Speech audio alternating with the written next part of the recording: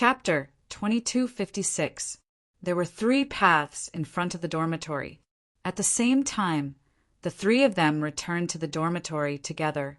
Senior, Yulia, Madanzo, and classmate, Juju. It was like the probability of a lottery in a supermarket. No one spoke, and the air was quiet. Senior, Yulia, could only pick up the shopping bag in her hand and said, "On the way back, we passed by a shop that was open and bought some ingredients. How about we eat hot pot tonight?" They sat together in a circle. In the common room, the table was filled with food, but the soup for the hot pot hadn't boiled yet. The wait was long, especially since they kept silent. Speaking of which, how about we go visit Meshi? Senior, Yulia, was the first to speak. When classmate Juju asked directly, "Now isn't a good time, right?" Senior, Yulia, thought for a bit and said, "How about tomorrow? There are many people in the school who want to take leave, so it doesn't matter if we go. I just don't know if the base will allow us to visit." "I'm not going." Madanzo shook her head and said, "The official training for the summer festival starts tomorrow. I'm in charge of the performance, so I can't miss it." "The summer festival is still going to be held?" Senior, Yulia, said in surprise. The challenge just ended. How can they still be in the mood? Madanzo shrugged and said, "It seems to be a tradition. It's held once a year and can't be cancelled." "I see." Senior, Yulia, frowned slightly. At this time, the soup ingredients had completely boiled. "Tomorrow, if you can enter the base, please say hello to Miss Meshi for me." Madanzo smiled and said, "Juju, do you still want to come to my room to play games tonight?" "I cleared the level last night." Classmate Juju picked up a piece of beef and said, "You weren't here last night, so I cleared the level by myself." Madanzo blinked in surprise and nodded thoughtfully. "Then it's fine, I'll play by myself." The hot pot dinner was finished in silence, and then they returned to their rooms. The next day, Senior, Yulia, went out a bit later than usual because she didn't want to go to school. When she passed by Madanzo's room, she knocked on the door, but there was no response. When she went downstairs to the common area, she saw Ju wearing an apron and holding a plate. It wasn't a sumptuous meal, but for 2 people it was a bit too much. For 2 people. "You did all this?" Senior sister, Yulia, was a little surprised. She didn't understand Ju's behavior. Shinji said that preparing breakfast for girls can surprise them, and then make them have a good impression of you, Ju said with a smile. "So I plan to try it." "So, you want to increase my favorability?" Senior sister, Yulia, was instantly bewildered. What do you want to do? Do you have a surprise?" Juju walked up to Yulia. "It's more like a shock." His presence made Yulia feel like a prince in a girl's manga. "What's this?" "I don't want my soul lamp to be extinguished." I suddenly remembered that I woke up too late. We should go now, or else we won't be able to catch the bus." Yulia took a deep breath. "The traffic in 2nd Shangjing is almost paralyzed. If we can't catch the bus, I'm afraid we can only wait until the afternoon." "You're not eating?" Ju asked in confusion. "I'm not eating," she yelled, grabbed Ju's arm and rushed out. Before leaving, she couldn't help but look back. There were a few candles on the dam table. "What's this? Candlelight breakfast?" The driver's school. Today, more students returned to school than yesterday, but it wasn't as lively as before. The substitute teacher for Ludic, Robert, was a serious guy who didn't like to smile. Of course, this guy was serious because he used to work undercover. Madanzo knew this Robert, Calvin's nephew. When they were in the Holy Light Kingdom, it took him many years to get close to Balaam, the president of the City of Dawn. It knew a lot of daily information about the Holy Light Kingdom because its soul had always been an interlayer of the destiny system, silently watching everything. Of course, although it could learn a lot, it couldn't see the light of day, and it was often persecuted by the system. Therefore, it couldn't know everything about the Holy Light Kingdom. Robert and Calvin were together. However, when everyone was dragged into the Book of Gaia, by the black mud, it should have been random. Based on this situation, the probability of Calvin and Robert being together was very low, very low. The sound of the piano slowly sounded. Madanzo was practicing the score, while the students in the class were standing in a few rows, practicing the chorus. Madanzo's thoughts returned to yesterday afternoon, when it passed by the student council president's office. The mysterious girl president asked it to go in just to tell it something. Calvin disappeared mysteriously for a period of time and then suddenly reappeared.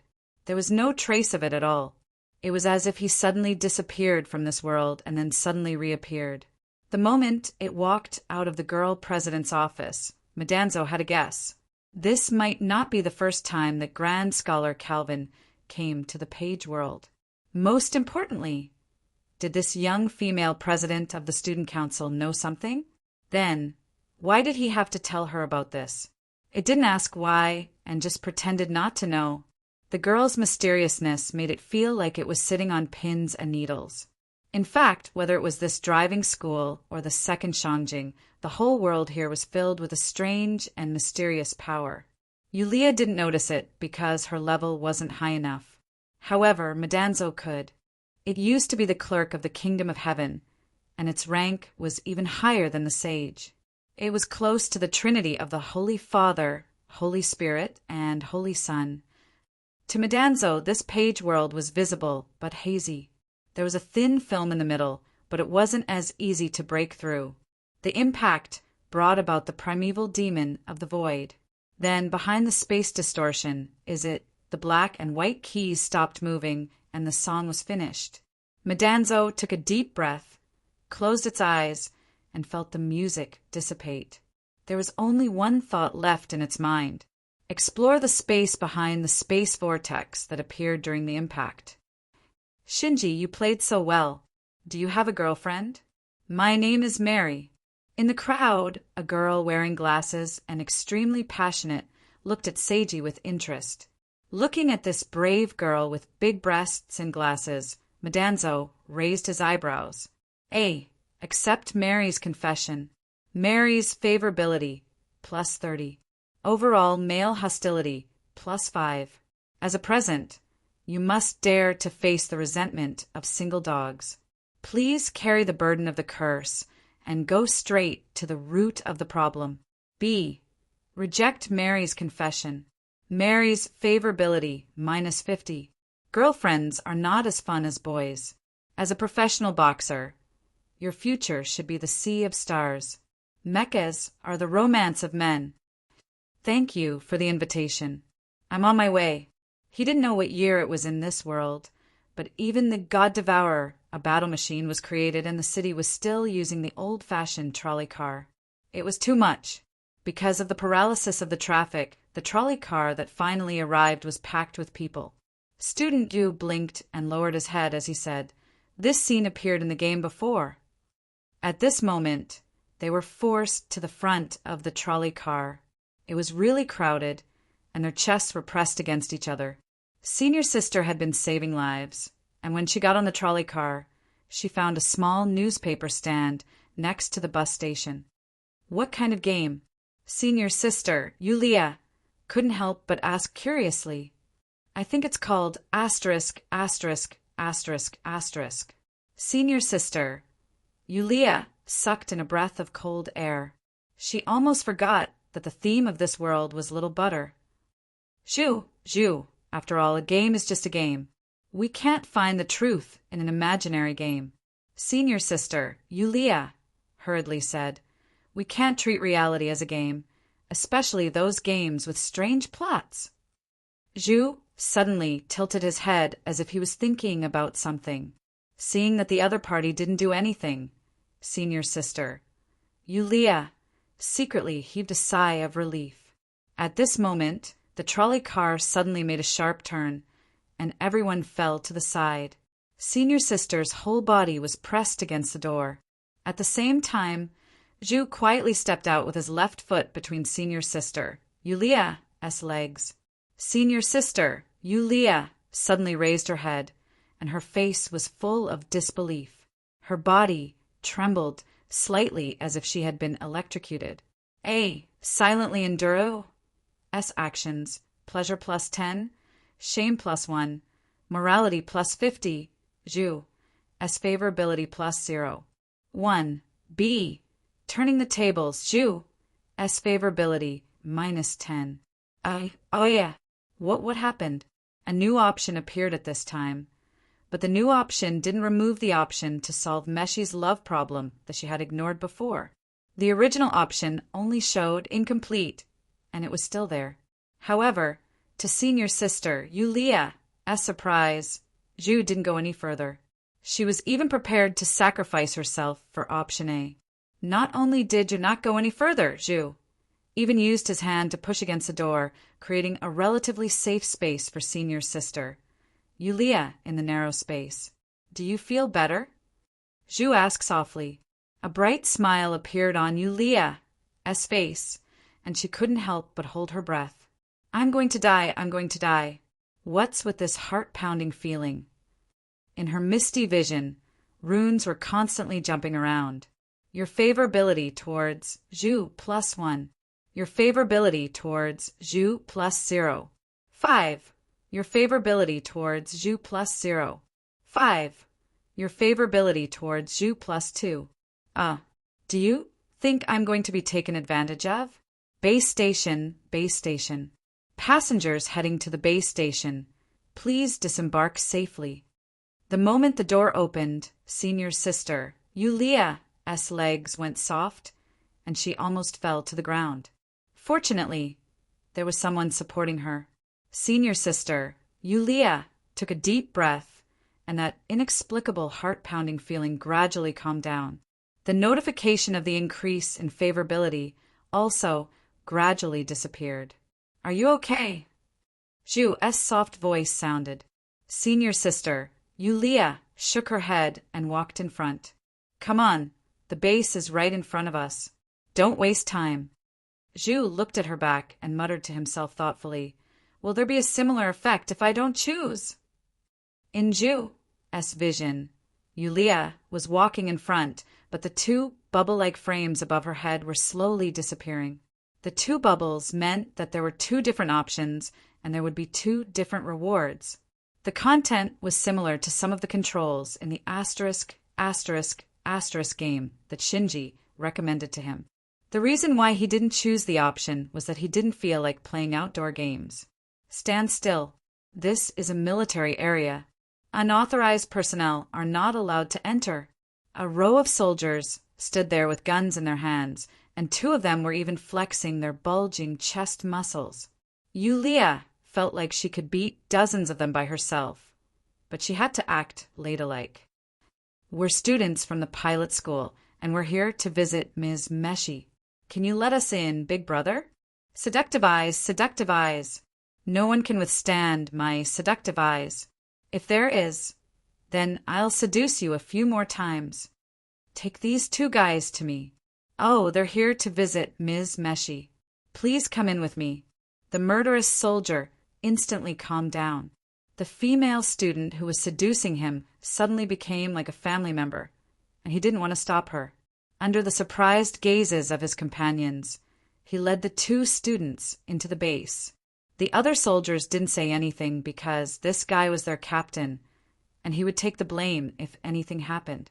Classmate Ju stepped forward and asked curiously, "How did you do it?" Senior Yulia rubbed her forehead. "Because I'm too cute." Classmate Ju thought for a while and said, "Until now, I still don't know how to define cute. The definition of cute is also quite vague. However, Yulia classmate really makes me feel very interested. If possible, I hope to continue the unfinished business with you." What unfinished business? Yulia subconsciously froze. Could it be from that night in Meshi's room? Stop Meshi's romance. The men in this world are all pigs, and only women are true love. After success, Meshi's bond +50 will be unlocked, and the achievement Orange in Orange will be unlocked. B. Help Meshi's romance. After a successful confession, Meshi's favorability will increase by 100, and she will become a close friend who can play private games with you. You can unlock the side quest, Threesome. As expected, Threesome refers to this. I didn't expect you to be this kind of boss. Let's see Meshi first. Senior, Yulia, walked with her head lowered. The captain of the guards in front was leading the way, and the two of them followed behind, passing through the complicated passages. Then, behind them, a strange crawling figure flashed past. Chapter 22:57. When the captain of the guards turned around, he found that the two students who came to visit were gone. Suddenly he stood there in a daze. After a while he patted his cheeks hard, but he was even more confused. Why am I here? Why didn't you follow that person? Zhu asked curiously. It's rare for you to come to the base. Don't you want to see what this base has? Yulia didn't even look back. It wasn't that she was in a hurry, but she didn't dare to look into his eyes. Yulia found that her condition was a bit strange. As long as she met Zhu's eyes, her heart would inexplicably beat faster, and her favorability would increase. She would even become emotional. This obviously wasn't her intention. She wanted to refuse, but she couldn't control her own will. If this continued, sooner or later, she would lose control. I'm indeed a bit curious. Zhu nodded. Am I right? Yulia calmed her uncontrollable emotions while organizing her thoughts. Maybe I can get close to the remains of the messenger. I've never seen it at such a close distance before. Just thinking about it makes me a little excited. The main reason was that although the captain of the guards led them closer, it was against the rules. In such a big base, it was impossible for no one to notice this. Yulia didn't think that the captain of the guards could lead them to Meshi without any hindrance. As one of the few pilots of the God Eater, if there wasn't a strong security force around Meshi at this time, no one would believe it. Warning! Warning! 2 trespassers have been found in the 3rd section of Passage B in Area 5. The lights in the passage instantly turned red. Yulia wasn't too surprised. She just said calmly, "Follow me." After that, she resisted the feeling of being electrocuted, gritted her teeth, grabbed Oph's wrist, and rushed to the 2 guards who happened to appear at the corner of the passage. The 2 guards reacted quickly and were about to raise their guns. Senior, Yulia, punched one kid after another, making Zhu Chu's eyes shine. Senior, Zhu Chu quickly said, "The guy on the left has a similar figure as you. You change into his clothes, and I'll change into the one on the right." Zhu blinked and said, "Yulia, you seem to be very familiar with these businesses. Taking advantage of others, sneaking in, going undercover, using underhanded means, killing people, and arson." Senpai Yulia's golden belt was more than 10 palaces could contain. However, she kept a low profile and said calmly, "It's for the sake of living, so I have to spend a little bit more." "Please wait a moment," Juju suddenly said. The senior was stunned. She blinked and saw that Juju had already reached out to her chest and helped her adjust the collar of her uniform. Her heart naturally skipped a few beats, and her favorability increased by +1 +1 +1. Senior sister, Yulia, was dumbfounded. Do I have AF* king body that's easy to flirt with? My favorability increased by just flirting with her. Why don't you just let me lie on the bed and spread my legs? Why do you have so many fancy options? She pinched her eyebrows and suppressed an inexplicable shyness. Let's hide these 2 guys first. After changing into the uniform of the base guards, it was much easier to move around. After Yulia quietly created a communication device on the way, she quickly located Meshi's location and scanned the map of the base. As the pilot of God Eater and an exchange student who came to 2nd Shangjing, Ms. Meshi obviously had a lot of privileges. For example, the infirmary where she was recuperating could be called a sanatorium. In the huge empty room, a quiet courtyard was projected with holographic technology, and in the middle was a white sanatorium room. When Yulia and Juju walked into the courtyard, they saw Meshi sitting by the pond in the courtyard, silently looking at the fish in the pond. The approaching footsteps startled the girl by the pond. Meshi looked up subconsciously, and her dazed eyes were soon filled with surprise. How did you guys, as a wingman, you're a professional. Tell Meshi that this is Juju's intention. Meshi's favorability towards Juju +5. Meshi's favorability towards you +2. Gratitude +1. Obtained achievement. Helper. B. Don't say anything. Just go up and hug her. Meshi's favorability +1. Meshi's shyness +1. Yulia, senpai was silent. B** starred. But before she did anything, Zhu had already moved. He walked directly to Meshi's side and looked at her. I heard that you were injured, so I came to see you. Are you okay? I'm fine. Meshi nodded slightly and said softly, Actually, there are no external injuries. The doctor said that I just have a concussion, and I'll be fine after some rest. Yulia opened her mouth and eyes wide. The new option had disappeared, but the one about Meshi's relationship was still there. She pondered for a moment, then coughed twice, breaking the ambiguous halo of the man and woman by the pool that almost blinded her eyes. May she come here for a moment? I have something to say to you in private. Me? May she looked over in surprise, then nodded and said, All right, let's go inside the house. Next to the pond, Juju was imitating Meshi and observing the fish in the water. The two girls in the room looked at each other at almost the same time. Meshi bit her lips and said, Yulia, what do you want to say to me? Yulia frowned and said, Meshi, you didn't just get hit in the head. Are you in trouble? Why do you ask? Meshi asked in surprise. Why do I ask? Of course, it's because of the options. A. Meshi seems to be troubled by something, and you decide to help her. B. Meshi seems to be troubled by something, and you decide to ignore it. Maybe it's because of my friend's intuition? Yulia could only force herself to ask, So, is there something troubling you? Meshi remained silent for a while before she slowly said, Yulia, what's the situation with the ghost incident at school? Why, all of a sudden, Meshi took a deep breath and said, Do you still remember the things written on Jamia's ghost account? I seem to have encountered the same situation as him. Yulia subconsciously said, The same situation means... Meshi shook her head lightly, and her eyes gradually lost focus. I don't know. During the battle yesterday, I had a very strange dream after I was hit by the messenger's attack. This dream was very real, and I even lived through my short life. And then... Meshi rubbed her forehead and said, It's nothing, I just had a dream. I'm a bit concerned about it. After all, this dream was too real. Yulia thought for a moment and asked, What did you encounter in the dream? Meshi hesitated for a moment before she slowly looked outside the window.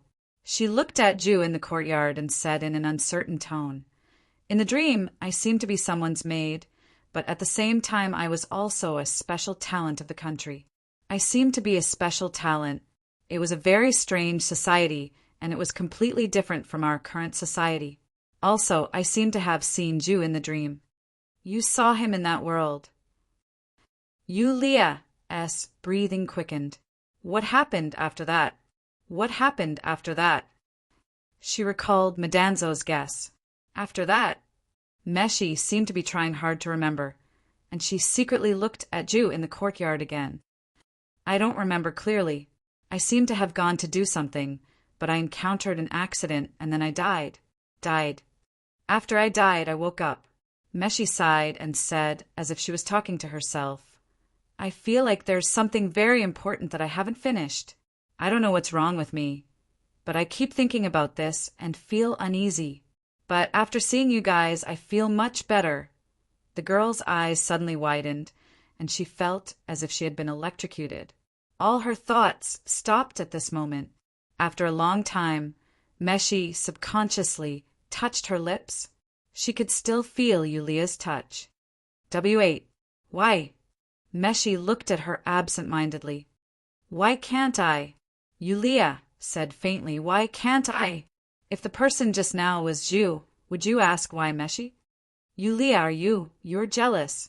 Senior sister, Yulia, let out a sigh of relief and said with a bitter smile, we're so close. So why isn't I the one who appeared in your dream? Do you know that you said that I'm the first friend you've ever made? But you're also the first friend I've ever made. I'm sorry. I didn't mean it. After that, Yulia pursed her lips, lowered her head, and rushed out of the room. When she passed by the courtyard, she bumped into Zhu, who was walking toward her. She didn't say anything and directly knocked Zhu away. Zhu looked at Meshi in confusion, only to see Meshi standing in front of the door with a complicated expression. Zhu suddenly frowned as if he was surprised, but he quickly nodded at Meshi. I'll go and see her. In the courtyard of the recuperation center, Meshi sat alone on the steps outside the door, silently staring at something, hesitating. For the first time I have someone I like. For the first time I have a lifelong friend. These two joyous events were intertwined, and now these two joyous events would become double the joy that overlapped with each other. Please accept Yulia's feelings. B. Zhu was the one who came first. Why is Yulia so familiar with it? How many times has she kissed? You doubt Yulia's sincerity and think she has ulterior motives. Please keep a distance from Yulia. What should I do? You've unlocked the achievement. Orange in orange. Option B can't be option B. It's impossible to have a threesome in this life. This choice can only develop towards option A. Yulia leaned against the wall with her arms crossed. Soon after, Zhu walked over slowly with a trace of curiosity on his face. Do you want to continue visiting the base? Yulia asked directly. Zhu thought for a while and said, I've finished what I wanted to do. It's okay whether I continue or not. What you wanted to do? I didn't see you doing anything. Yulia was a bit confused, but she quickly shook her head and said, Then go back. If you stay for too long, you'll be exposed. Okay. Zhu nodded and looked at the time. I'll catch the next tram. Is it going to happen again? I don't know if I can handle it this time. The base covered a large area, and there were facilities on the ground and underground. In the base, 30 meters underground, there was a huge space. There were hundreds of 3-meter-tall containers erected here. These containers were used to store the remains of the messengers that were recovered after the battle. At this moment, the staff members were sending the remains of the 100th messenger into the storage room for future research.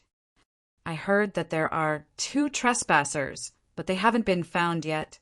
This has nothing to do with us. You can't enter without a communication pass. Let's finish our work quickly. Strange. How come the containers here are broken? In the corner, a container was broken, and the solution used to store the remains of the messengers spilled all over the ground. When the staff members got close, they heard some strange noises that sounded like bones being crushed. What is this dash? On the ground, there was a strange figure lying on top of the remains of a messenger. When it turned around, everyone couldn't help but gasp in shock. The strange figure instantly flew toward the several staff members. Monster. Dash! A miserable shriek rang out in the sealed storage room, and then it quickly calmed down. In the dark storage room, there was only a strange sound that was constantly crawling. Today's practice will end here. In the music room, the music teacher in charge of teaching said, and the students heaved a sigh of relief. Madanzo had already left the piano and quietly walked out of the music room. Shin-san. At this moment, a deep male voice called out to Metatro, who had slipped out of the back door. It turned around and saw a stern face that did not like to smile. It was the new teacher who replaced Ludic-san, Mr. Robert. Sensei, what can I do for you? Madanzo said calmly, the practice is over and it's time to rest. That's why I came to find you. Mr. Robert said indifferently, "Come with me." "What are we going to do?" "You'll know when we get there." Chapter 2258. The pilot school could actually change its shape. When necessary, a large number of weapons and armors could emerge from the entire school building. Beneath it, there must be an even larger facility. The elevator was descending at a very fast speed. It was about 40 to 50 meters deep. Madanzo wasn't surprised. However, Robert seemed to be surprised. "You're very calm." "Because I believe the teachers in the school won't harm me." Madanzo revealed a big smile. The elevator paused, and then the door opened. Robert just said indifferently, "We're here. Go in. The principal is waiting for you inside." In front of her was a floating passage. Every step she took, the floor would light up. It seemed to be a bottomless abyss. Madanzo looked calm and walked slowly. At the end of the passage, a door opened. Madanzo walked in and instantly felt like she walked into a huge aquarium. It was a ring-shaped space. Inside the glass curtain wall, it was filled with a dark blue liquid like the deep sea. And there was something in the deep sea. It was pale like a human, but it was an unimaginable giant. The giant's hands were crossed in front of its chest. It had no eyes. In the middle of its eyebrows was a huge horn like a tree trunk and bright red lips. What shocked Madanzo the most was that there was a natural hole in the middle of the giant's neck. Grand Scholar Calvin stood aside and looked at Madanzo calmly. "Do you know what's inside?" Calvin asked slowly. "Messenger." Madanzo said in an uncertain tone. "To be precise, it's the messenger of one." Grand Scholar Calvin said indifferently, "Except Thoreau, who mysteriously disappeared. It's the messenger closest to a human. Apart from having hands and feet, this thing doesn't look like it wants to be human." Metatro blinked. "This is the top secret image captured by humans after one appeared." Grand Scholar Calvin waved his hand. The glass curtain wall began to project many images. In this huge space full of blue fluorescence, Madanzo looked slightly moved. These images were all the information of one. In these pictures, there was Messenger, one sitting on the top of a mountain, meditating, sitting by the sea, watching the sunset. There was also it lying in the forest, with countless animals gathered on its body to rest. "What did you see?" Calvin suddenly asked. Madanzo frowned. "It's not aggressive." "What else?" "It's thinking." Madanzo thought for a while, and then said, "It's learning." "To be precise, it's still evolving." Grand Scholar Calvin said in a deep voice, "Messenger, one is not only thinking, but also learning and evolving. That's why I said it's closer to a human." Madanzo was silent. In fact, it knew what one was like. It was the kind of thing that countless immortals feared in the dimensional void. "Tell me how you feel now." Grand Scholar Calvin smiled slightly. Madanzo shrugged and said, "So, Sir Headmaster, why did you suddenly call me here and tell me these things? What is your purpose?" "It's not my wish." Calvin shook his head. "It's just a choice. I chose to let you complete one as good messenger." Madanzo felt a little bad. This ominous feeling was soon verified. Robert, who was behind it, suddenly stood up, clamped down on its hands, and pushed it towards Calvin, or rather, towards the glass wall. At the same time, Madanzo also saw the full appearance of one. In addition to the 4 limbs of a human, it had a huge tail that extended from its spine. It turned out that there were countless corpses buried at the bottom. It was a shocking sea of corpses. "Do you see the hole on one's neck?" Grand Scholar Calvin said, "Slowly, it's shrinking. By filling this hole, one can complete its evolution. When it's completely filled, it will become perfect." Madanzo struggled for a while. Mr. Robert directly pressed its head, pressing Madanzo's whole body against the glass curtain. "You'd better be quiet. It'll make you suffer less." Madanzo gritted its teeth, saying in shock and fear, "What do you want to do to me?" "As I said, We need you to fill the vacancy of one. Grand Scholar Calvin said indifferently, "Of course, you alone are not enough. You're just one of the nutrients. There are so many students in the school. Why did you choose me?" Madanzo said in a trembling voice, "It's not why I chose you, but you were chosen." Grand Scholar Calvin said indifferently, "As I said, this is not my intention. There are some things that you won't really understand, even if I explain it to you. If you want to blame someone, you can only blame yourself for being born in such a world. Robert, do it." Mr. Robert heard that and simply nodded. "Isn't it just a void ancestor that is about to evolve into a void Azura? It's no big deal." Robert and Calvin's faces instantly changed when they heard the words of the restrained teenager. "You?" The moment his face changed slightly, Robert only felt a huge force directly bouncing him away. He flew out in an instant. Madanzo loosened her neck at this time and showed a bright smile. "I'm familiar with Void Ancestor. After all, I've killed hundreds of thousands of them in the past." Robert quickly got up, but he suddenly coughed up a mouthful of blood. A few of his ribs had actually been broken in the instant he bounced back. Grand Scholar Calvin's face instantly darkened. Without saying anything, he reached into his pocket and took out a silver pistol. It was not a bullet, but a high-energy beam that shot out. However, the moment the beam came into contact with Metatro, it bounced off like a reflection on a mirror. Grand Scholar Calvin was instantly shocked and doubtful. Madanzo approached indifferently and said expressionlessly, "After all, you're a legendary mage. Don't you think it's a little too degrading to use such a low-level weapon? Mage Merlin? How can you?"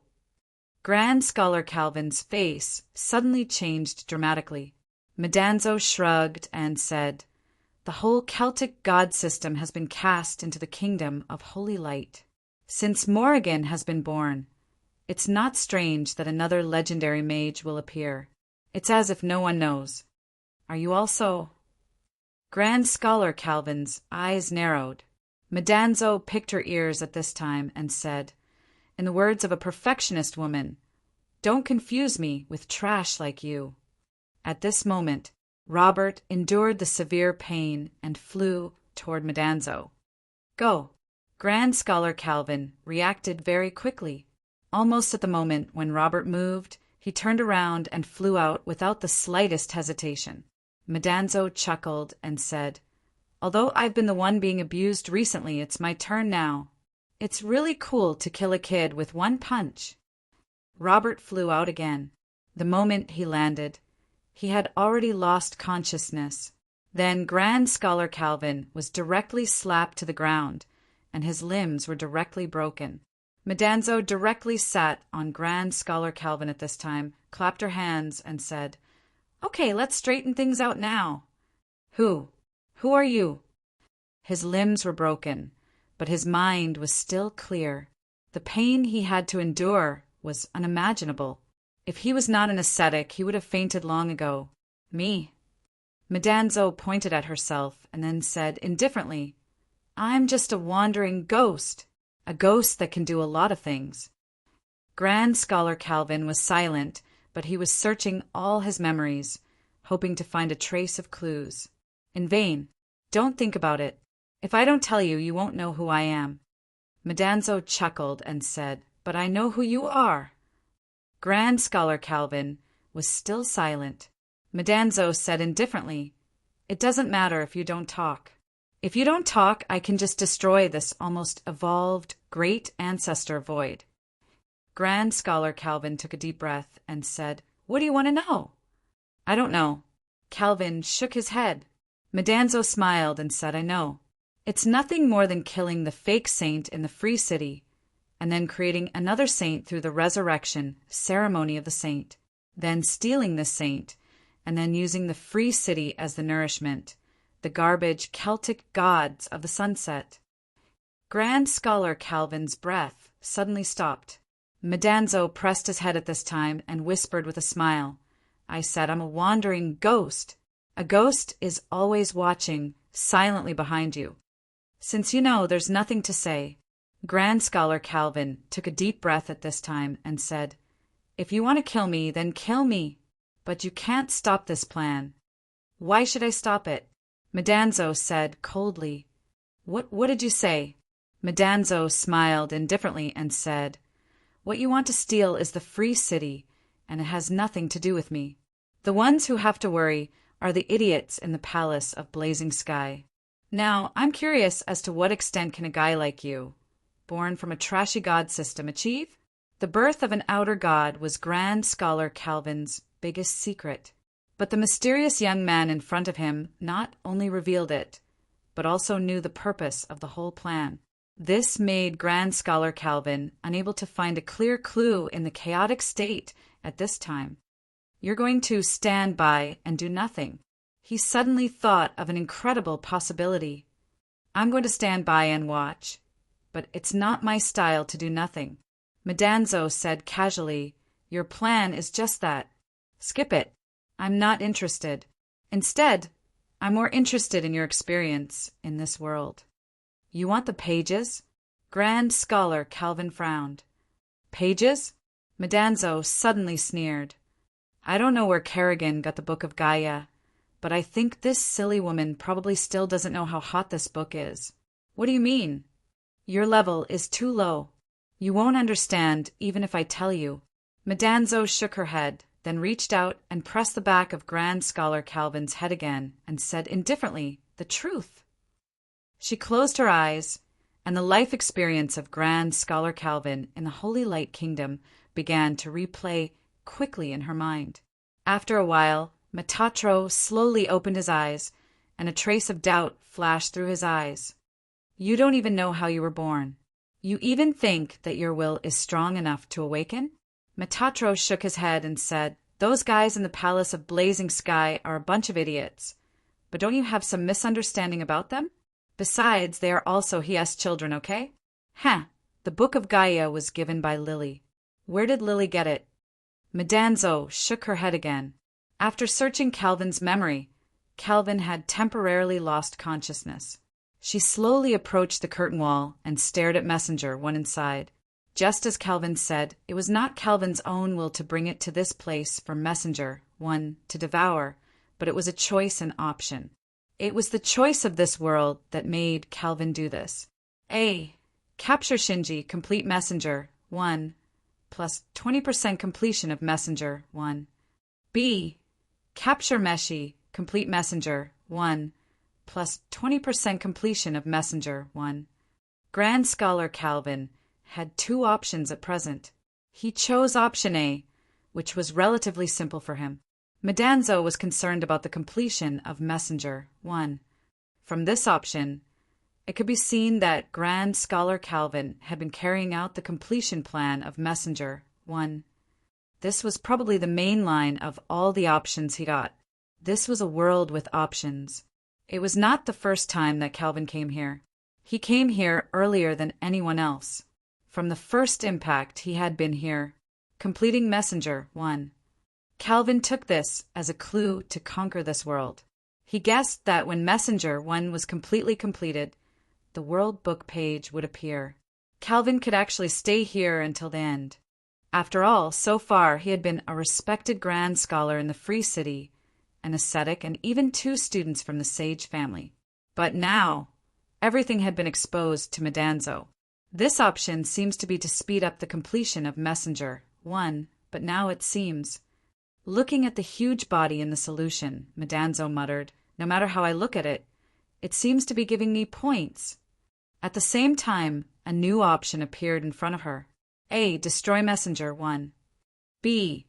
Complete the completion of Messenger 1. There was only a very simple description, and there was no mention of any reward. It seemed to say that only after doing it, she would know what the follow-up was. Option A, just do it brute force. But option B, Madanzo couldn't help frowning. She couldn't feed Messenger 1. That was to say, if she followed Calvin's choice, feed Meshi? Madanzo shook her head and didn't choose for the time being. She had another thing to do. It was dim in a closed space full of despair. A figure with a lot of bites on his body was curled up in a corner. Ludic's eyes were dull. The wounds on his body had grown new granulation, but the recovery was very slow. This special physique also had a limit. It was impossible to recover endlessly. Suddenly, in the closed cell, a door slowly opened. A glimmer shot in. Ludic's dull eyes were instantly filled with despair and panic. He desperately shrank his body to the corner. "Don't come here! Don't come here!" Something was thrown in from outside the raised door and fell directly in front of Ludic. It was a necklace, the inheritance of the sage family. Holy glory! The door had been completely opened, but those crazy students who wanted to bite him didn't appear. Ludic subconsciously held the necklace in his hand. He seemed to see hope. Chapter 2259.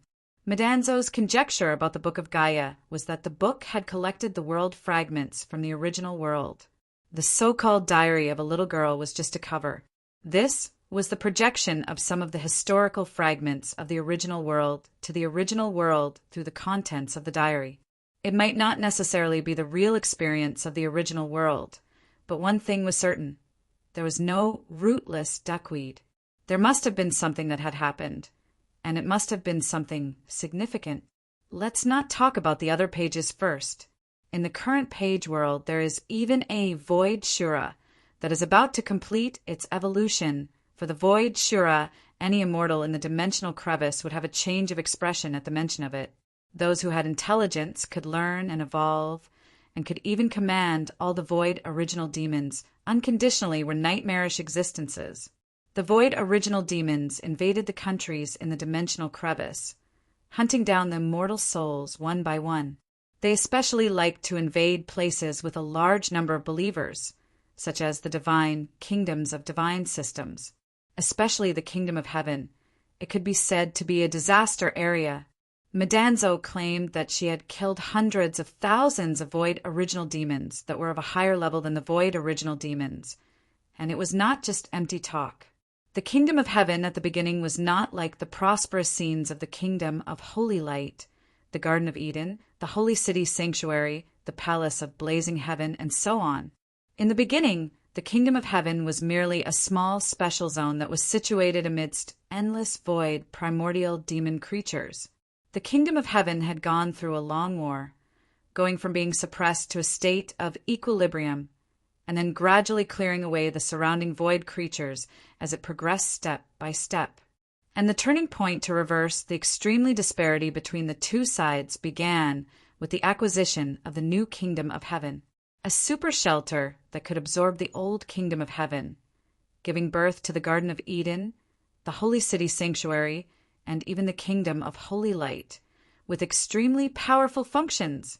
That's right, compared to the description of the kingdom of heaven, Madanzo was more willing to call it a shelter, a super shelter that required continuous payment of the protection fee.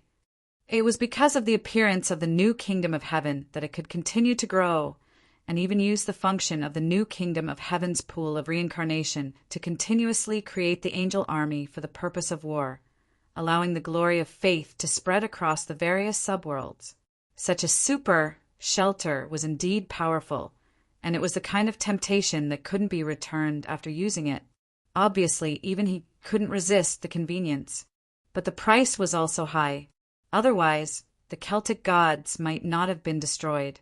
If the Celtic gods hadn't been destroyed and the Celtic gods hadn't been cast into the Holy Light Kingdom, there wouldn't have been the rebirth of Morgan and Merlin, and there wouldn't have been the revenge plan of these two outer gods. There wouldn't have been the appearance of the Book of Gaia. No, the Book of Gaia originally existed, but its appearance, I'm afraid it's not a coincidence. Madanzo frowned. It could not help but think of the last page world, the fate of the Holy Land world. Was all of this also part of the strings of fate that had been set up long ago? Even though Madanzo used to be the clerk of the kingdom of heaven and was known as the closest angel, she still couldn't avoid two things: fate and time. It's too fantastical to say that someone is playing a big game of chess. Since you can already control fate, what's the point of playing chess? Are you that free? Madanzo couldn't help but smile bitterly. If it's really a chessboard, such a game that spans the old era and the new era of the dimensional void, I'm afraid that he might not be qualified to be a chess piece. As for me, cannon fodder? TSK, TSK. If this is written in it, I'm going to scold someone. My golden finger, why aren't you online yet? Amusing herself, Madanzo slowly sighed and silently looked at Messenger, one who was soaked in the solution. She murmured, "So, could it be that the disappearance of the original world is related to the void creatures? It disappeared because it was invaded by the void creatures." On the curtain wall, a light screen moved over. On the light screen, a figure could be seen stumbling along the wall.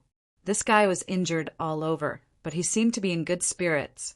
Madanzo chuckled, the descendant of the sage family with holy glory and the reborn outer god.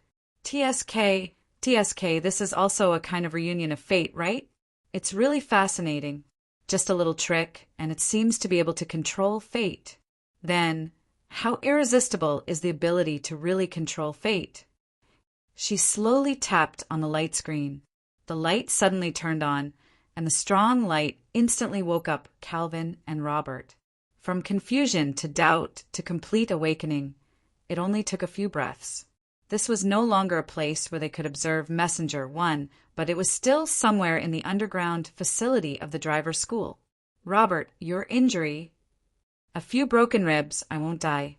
Robert gritted his teeth and said, "My physique is enough to deal with it, but you—" Calvin was still paralyzed on the ground.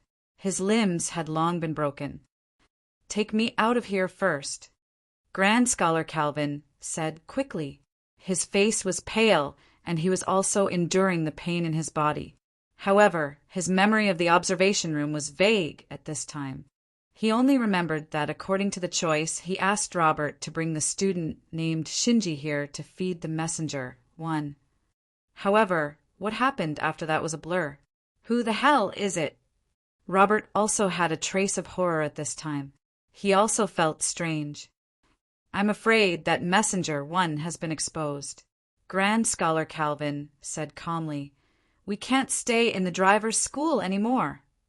Robert nodded and directly carried Grand Scholar Calvin on his back. He used his clothes to secure him and hurriedly walked out.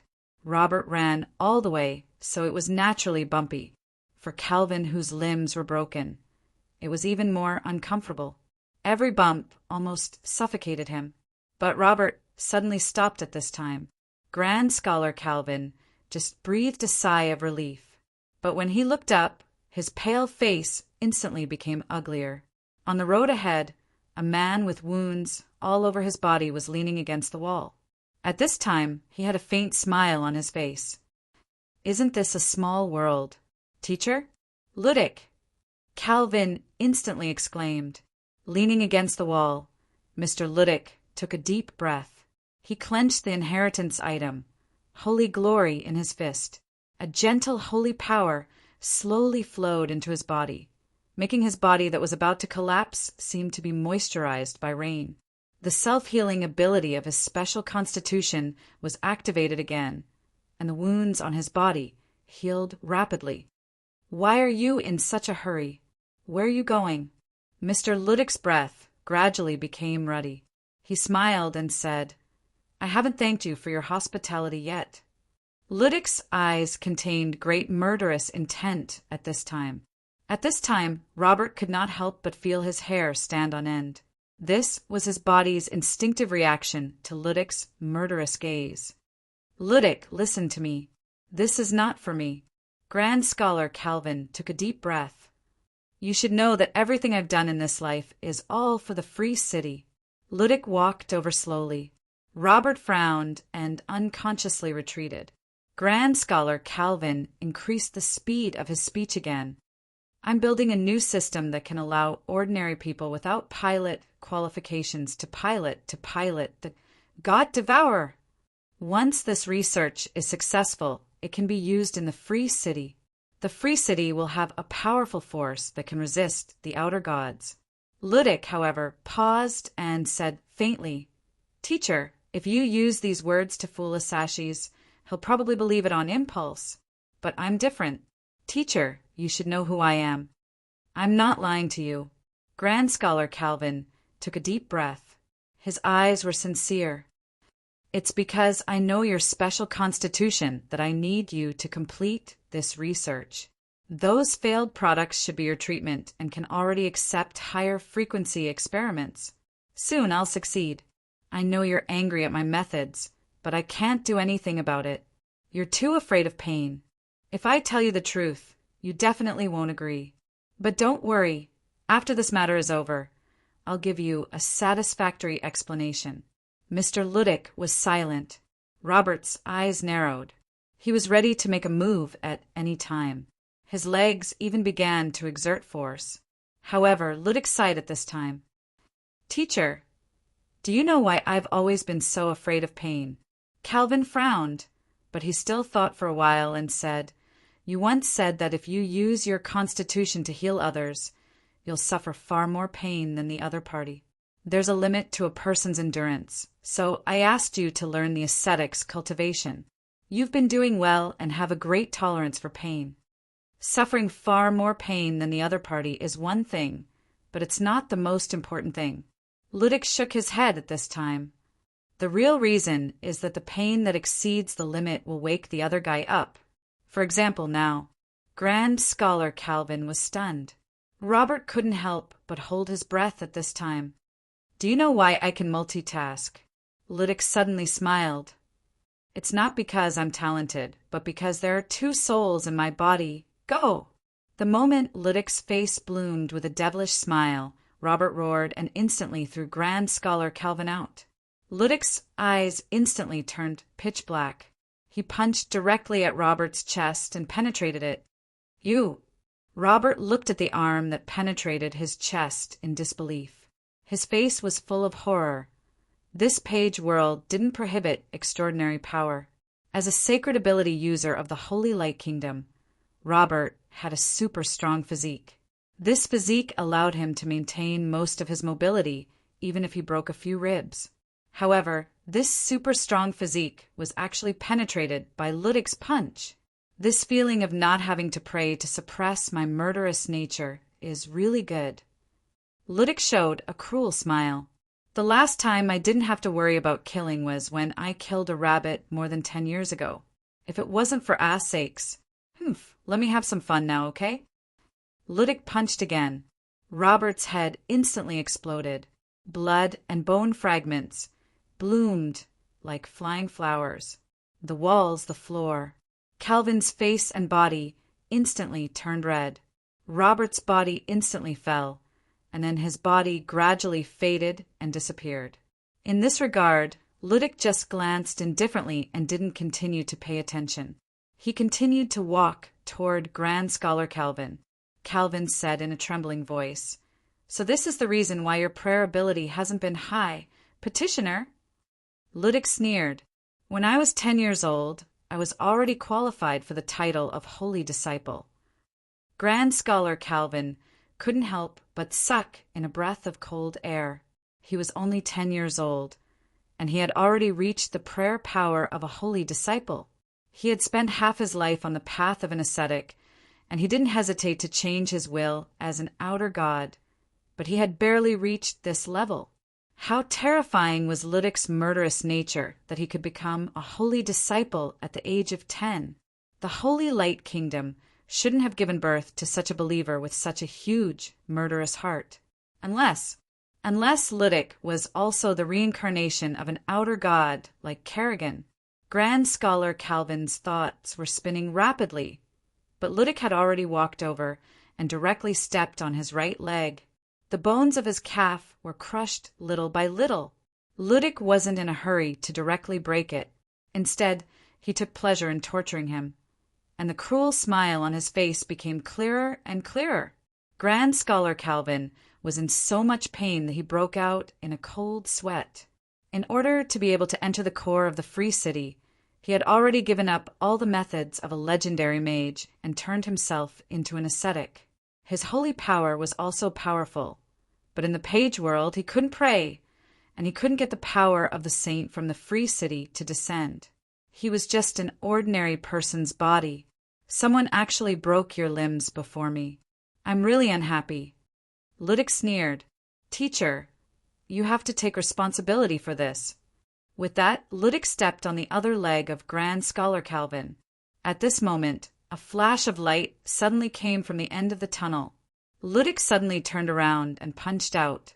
The light that came toward him was actually a cannonball that was no less than the length of an arm. The moment the fist collided with the cannonball, a devastating explosion occurred in the entire tunnel. Boom! Boom! Boom! Collapse! Because of the explosion, the alarm system was buzzing in a tunnel leading to an underground facility that led to a hangar. At this time, Grand Scholar Calvin was being supported by two people wearing silver masks. Bring Kay or Lily, she has perfect data," Calvin said weakly but decisively. "We can't wait any longer. Our dark world battlefront should be fully deployed. This world is about to come to an end. Finally, we have been waiting for this moment for too long. President Calvin." In the collapsed tunnel, a huge force instantly broke through the buried steel and stone. At this time, Mr. Ludic slowly walked out unscathed. Behind him, there were two pairs of illusory black wings that slowly shook. The aura of death surrounded him. But soon, this strong aura of death actually shrank bit by bit, shrinking. A hint of anger appeared on Mr. Ludic's face. He gritted his teeth and raised his fist. In his fist, he was holding the Holy Glory. "Damn it, you are no longer a person of the heavenly state. You want to stop me with just an inheritance item." The light of the Holy Glory became stronger and stronger. The black illusory wings shook crazily, but gradually faded. Ludic's expression changed rapidly between madness and calmness, until finally he completely calmed down. He slowly sighed and then put on the necklace in his hand again. "Angry, deadly Sin Demon King." Mr. Ludic stroked his chest and smiled bitterly. "In my opinion, you are indeed an unfilial descendant." The alarm gradually stopped. Madanzo stopped controlling it. This observation room was not only an observation room, but also the real center that could control the entire underground facility. At this time, Madanzo looked at the broken tunnel on the light screen and saw Ludic sitting on the gravel in a daze. A smile appeared on her face. TSK, so it's Samuel. I was wondering." Madanzo narrowed her eyes. "When you were alive, you were beaten like a grandson. After you died and reincarnated, you are still someone's grandson. You are really a grandson." Madanzo casually pressed a button. A request to open the door of a hangar. Approved. Chapter 2260. In that case, the person who got rid of Jamia was this new teacher, Robert? Yulia was frowning. She had already returned to the student dormitory. On the way back, she lost Zhu while walking. Yulia searched for a few hours, but there was no sign of him, so she could only return helplessly. When she returned, Madanzo was already there, in its own room, holding a controller and playing a soccer game. This was a game where soccer balls collided with each other to see who was better. To be precise, it's teacher Robert, who was authorized by Calvin. Madanzo said rather casually, "He's also the one who has been secretly communicating with Jamia and constantly revealing information about the dark world battlefront to Jamia." Yulia began to rub her bangs and began to think. Now that I think about it, Calvin is actually such a Calvin. He even created the dark world battlefront. How long has he been in this page world? The page world should be in a cycle. He doesn't actually need to come too early. He just needs to choose a suitable node to descend. Madanzo thought for a while and said, for example, if you come 10 years ago and casually plant a small sapling, then you come again in the 3rd, 5th, and 10th years, the sapling will become a small tree, a healthy tree. That's true. As long as you create such an organization from the beginning, formulate a development plan, and train good people. Yulia nodded. There's no need to keep paying attention. Even if you fail the first time, you can come a few more times. 10 years ago. There will always be a time when you succeed. His K, I didn't expect that the essence of this great scholar is actually also an outer god. In addition, the person who first attacked on the rooftop was also Robert. Medanzo said the purpose of the arrow was not to kill, but to anesthetize Meshi. It intended to catch her to feed the messenger, one under the school. Yulia's expression changed slightly. Senpai, messenger one is under the school. Why? Why did you come back? I can't do anything even if I stay in the school's underground facility. Medanzo blinked and said, I can't use myself to feed one, right? Don't worry. Without the headmaster's permission, you can't enter the emissary's observation room. Yulia couldn't help but look at Medanzo suspiciously. She thought for a bit and said, Then what are your plans? What do you mean? Senior sister, Yulia said angrily, Messenger one. Are you going to destroy it or complete it? Medanzo suddenly rolled her eyes and said, What are you talking about? Let a void progenitor evolve into a void Shura in this place. Do you think life is not exciting enough? Or do you think life is not fun? Are you going to destroy it? Senior sister, Yulia blinked her eyes. She had lived for so long, and she had heard of the void Shura, but she had never seen it. When it was at its peak, it took advantage of a small dimensional void force being invaded by void creatures to kill a few void progenitors in the chaos, and then sold them to a guy who liked to study void creatures, making a fortune from the dead. She really didn't take advantage of the situation and looted the treasury of that small force. Medanzo shook her head and said, Newbie, how can we do such an unkind thing? It's just staying underground and doing everything. Just because it's about to complete its evolution, it has to suffer an unexpected disaster. Isn't it unfair? I don't believe you. Senior sister shook her head angrily. Just take it that we can ignore Messenger one for the time being, but what about Calvin? You said that he has successfully escaped. I was the one who allowed him to escape, Metatro corrected. Senior sister, Yulia, also rolled her eyes, then sighed and said, Senior, what do you want to do? Medanzo suddenly said, From the first impact to the 100th impact now, it's all void creatures that came in. Messenger one is a guy who is about to evolve into a void Shura. According to the information left by Calvin and the various legends about void Shura that we already know, it seems, Newbie, don't you think that our classmate Ju Chu might already be a ready-made void Shura? Senior sister, Yulia, sucked in a breath of cold air. Void Shura. Boss is a void Shura. Wait, this doesn't seem impossible. Senior sister, Yulia, couldn't help but feel cold. The ultimate goal of the shop for all customers was to collect their souls. In other words, Boss has been harvesting souls all along. The void original demon in the dimensional crevice was the kind of retard that would go crazy when it saw a living soul. The void original ancestor had some consciousness, but only the void Shura had intelligence. I heard from Miss Yu Yi that the main material used to create the Black Soul Messenger's body was also extracted from the body of the void original demon. Rounding it up as a Black Soul Messenger, could he be considered a kind of void original demon? So Boss might really be a void Shura. He just used a method that was different from the knowledge of the strong people in the dimensional crevice to harvest souls. Senior, I think I have a very dangerous idea. We lost. Medanzo threw the game controller at this time and said angrily, How can 36D lose to 2A? Newbie, what did you just say? I'm going back to my room.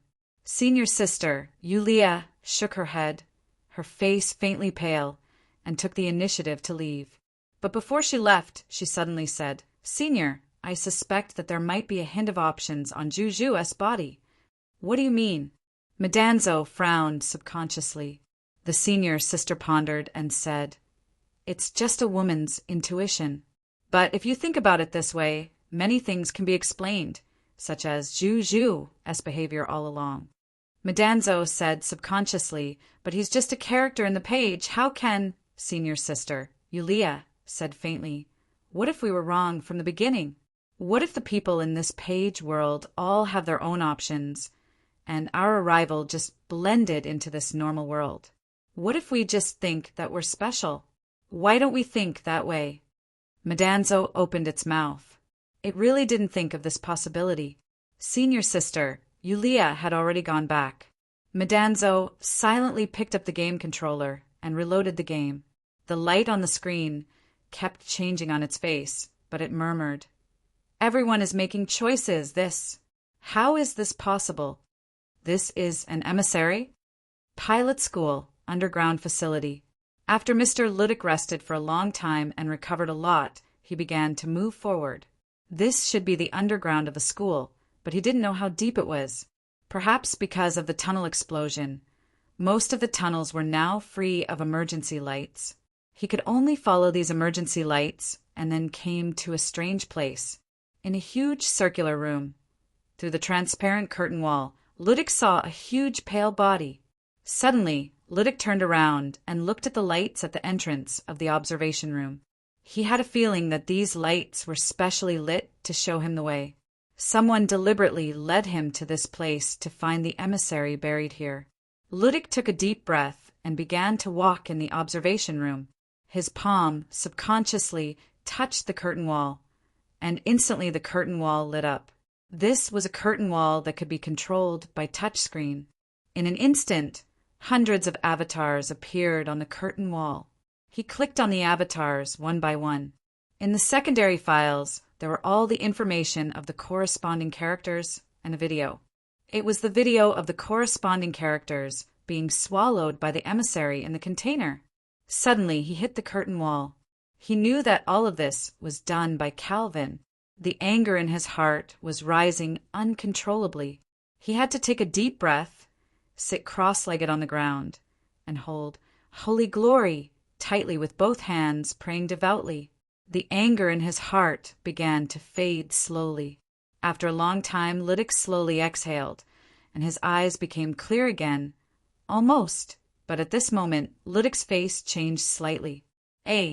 Accept the real you. You are the best. Release the original sin in your heart. You will get everything. Debut, the Demon King of Original Sin. B, isn't it good to be a human? You have money, talent, and status. It's the same whether you work hard or not. Being the Demon King is really not suitable for you. It's better to be a happy, salted fish. Please use your second soul to feed the emissary one. This, looking at the two options in front of him, Ludic was speechless for a long time. These two options appeared like a joke, and there was no sincerity in them. The problem of having two souls had been troubling him. As a descendant of the Sage family, he was undoubtedly proud. However, the original sin hidden in his body made him give up on becoming a real, holy disciple. However, people were contradictory. Although he was afraid of the existence of the original sin of anger, he would also feel confused because of the power of the original sin of anger. The options in front of him were still clear, but Ludic couldn't help but smile bitterly. At this time, if only he could say, only children can choose. I want both. How good would that be? A free sage. How should I choose? He silently held Holy Glory tightly and murmured as if he was praying. Then the earth shook. Even though they were deep underground, the tremors were still very clear. Ludic's face changed slightly. On the ground, something seemed to have happened. Senior, Yulia rushed out of the room, leaned against the wall, and looked down. On the floor below, Madanzo also poked her head out and pointed forward. The source of the earthquake seems to have come from that direction. Senior, Yulia, opened her eyes and said with a serious expression, "That place is the combat base. I went there in the afternoon." Just as the vibration became more and more intense, the alarm sounded in the entire second upper capital. In the city, every broadcasting station sent out the same emergency report. Warning, warning. The impact has happened. Warning, warning. The impact has happened. All residents, please prepare to resist. Please survive. Senior. Senior, Yulia shouted again. Let's go and see. Madanzo had already rushed out, directly in the direction of the base.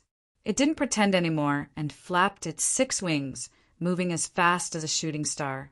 After Senior, Yulia landed on the ground. She couldn't help but breathe quickly. She couldn't keep up with Madanzo's speed at all. At this time, she saw that Madanzo was already standing still outside the gate of the base.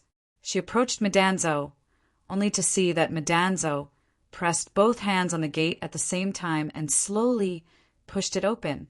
In an instant, a huge smell of blood erupted. The two of them looked at each other.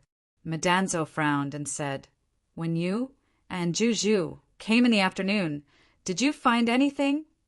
Senior, Yulia, shook her head. Madanzo took a deep breath and said, "This place exudes a violent aura. It can't be wrong. There is a void progenitor here." Senior, Yulia said in shock, "Progenitor? Senior, are you sure? I can smell this thing from a few streets away." Madanzo said in a deep voice, "But this guy's aura is very unstable.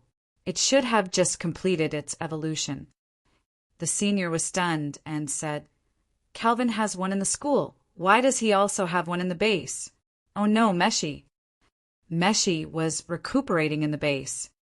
"Senior, I can't let anything happen to Meshi for the time being. She is a character in my choice." After saying this, Senior's sister, Yulia, had already turned into a long smoke dragon. She didn't pretend anymore. Madanzo frowned.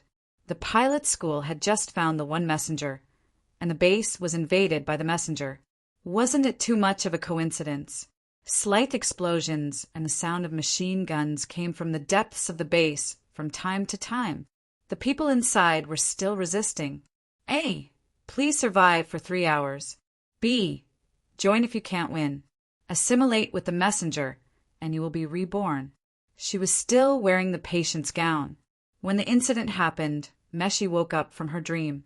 She didn't even have time to put on her shoes before she picked up her weapon and entered the sudden, terrifying battle. The enemy was the guards in the base, but the guards had mutated. Their eyes were red, and their faces were ferocious like mad dogs. Most of the people in the base had gone crazy, and only a few were resisting stubbornly. "Miss Meshi," a terrified voice rang out. She quickly looked over and saw a young girl with a rifle in her hand running towards him at top speed. "You are Miss Mi Lei from the picket team?" Meshi was stunned. "Why are you? I'm a trainee operator in the base." The girl quickly said, "Today is my commute, but I didn't expect." At this moment, Meshi pushed Mi Lei away and dodged a figure that was flying towards him. Let's deal with these first. Chapter 2261. Even the students from the pilot school were not as powerful as the well-trained base guards, not to mention a large number of guards. If these guards had not lost their minds and attacked with only one method, it would not be difficult to defeat them. However, Mi Lei was able to break out of the encirclement by herself, which was already very rare. Meshi could not help but look at the girl from the school picket team. "How much ammunition do you have left?" "1 magazine left." Mi Lei quickly said, "There are still 7 bullets in the gun." The whistling sound of bullets and the roaring of the crazy guards continued, but the sound of bullets was getting less and less. There were not many people in the base who were still resisting. The situation was unprecedentedly bad. Meshi never thought that the enemies she had to face were not only the terrifying messengers, but also human beings. Moreover, they were the base guards who had been fighting in the front line to protect the humans. "I tried to contact the survivors, but the situation is very bad." Mi Lei's face was pale as she covered the communicator with one hand. "All the exits are blocked. I'm afraid something happened in the control center. Besides, if this continues, we won't be able to hold on for long. Go to the hangar." Meshi took a deep breath and said, "This is the only way left." Lay was startled and then nodded heavily. If Meshi could get on the God-Eater, these guards would not be so scary. However, they were just the ultimate weapon against the messengers. Were they going to kill the humans? We can't let these soldiers have a chance to leave the base, Meshi said in a low voice. Once they leave the base, it will be a great disaster for this city. I kind of understand why all the exits are blocked. You mean? Lay's face turned serious. The people in the control center are also. If it is not the most desperate situation, I believe they will not block all the exits and leave no chance for the people here. Meshi shook her head. Let's go. Without backup, we can only rely on ourselves. We should be able to enter the hangar through the ventilation window. Lay quickly said, I have seen the blueprint of the base. I hope we can succeed. There were traces of battle and corpses everywhere, but the situation gradually became quiet. After losing their target, the mutated soldiers began to wander around the tunnels. Perhaps the remaining survivors had already gone into hiding, fearing that they would attract the attention of the mutated guards. Madanzo didn't follow Senpai Yulia. Instead, it slowed down and the mutated soldiers pounced on it one after another before collapsing. Why would only a portion of the people mutate and go mad? It frowned and looked at the mutated guard on the ground. Could it be that it's random? Or is there some kind of pattern? In the depths of the base, there was an obvious aura of the great progenitor of the void. The disaster at the base was obviously caused by this great progenitor of the void. It wasn't scary to turn the guards into zombies. What Madanzo was curious about was how some of the people in the base were able to survive. But this question wasn't answered because it could feel that the aura of the great progenitor of the void was still rising. The great progenitor of the void was not scary. It had really killed hundreds of thousands of them, or even more. But the problem was that at that time it was complete. It had a body, a soul, and a group of teammates who were unreliable, but could at least fight. Now it was just a will. Wherever it went in the page world, it would be abused. It was very frustrated. I was too careless. If I had known, I wouldn't have followed the Book of Gaia in. Shaking its head, Madanzo smacked its lips and took out a pipe. The situation at the base was not without a solution. It just needed to kill the great progenitor of the void inside. Help. Help me. Help? Oh, you're still alive. A blood-stained hand was placed on Madanzo's shoe. It was a young guard whose arm was torn off. Madanzo suddenly squatted down, looked into the young guard's desperate eyes, and whispered, Tell me, what do you see? His eyes were still desperate, but in those desperate eyes there seemed to be a glimmer of light. In the eyes of the desperate young guard, the strange young man with a pipe in his mouth seemed to be exuding a holy light. Hope. Hope. I see hope. I don't represent hope. Help me. The desperate young guard used the last of his strength and suddenly grabbed Madanzo's ankle. In the name of Medellin, I will save you. Madanzo reached out and gently touched the young guard's forehead and whispered like a dream. You will be free from pain and despair and plunge into eternal silence and solitude. The young guard slowly closed his eyes with a smile on his face. His expression was one of satisfaction and serenity. I represent dead silence. Madanzo slowly exhaled and gently hooked her finger, and a small light ball slowly floated out from the young guard's forehead. He opened his mouth, and the small light ball fell into his mouth and swallowed it. Mosquito meat. Madanzo shook her head and muttered, The taste is not good. Wait. As if he had discovered something, Metatro abruptly walked up to another fallen guard. But this guard had been severely injured after going berserk and had completely lost the ability to move. He only had one last breath and was not dead yet. So, Madanzo looked at this mutated guy seriously and then muttered, So, the window fell and then two figures landed. In the hangar, only the emergency lights were on.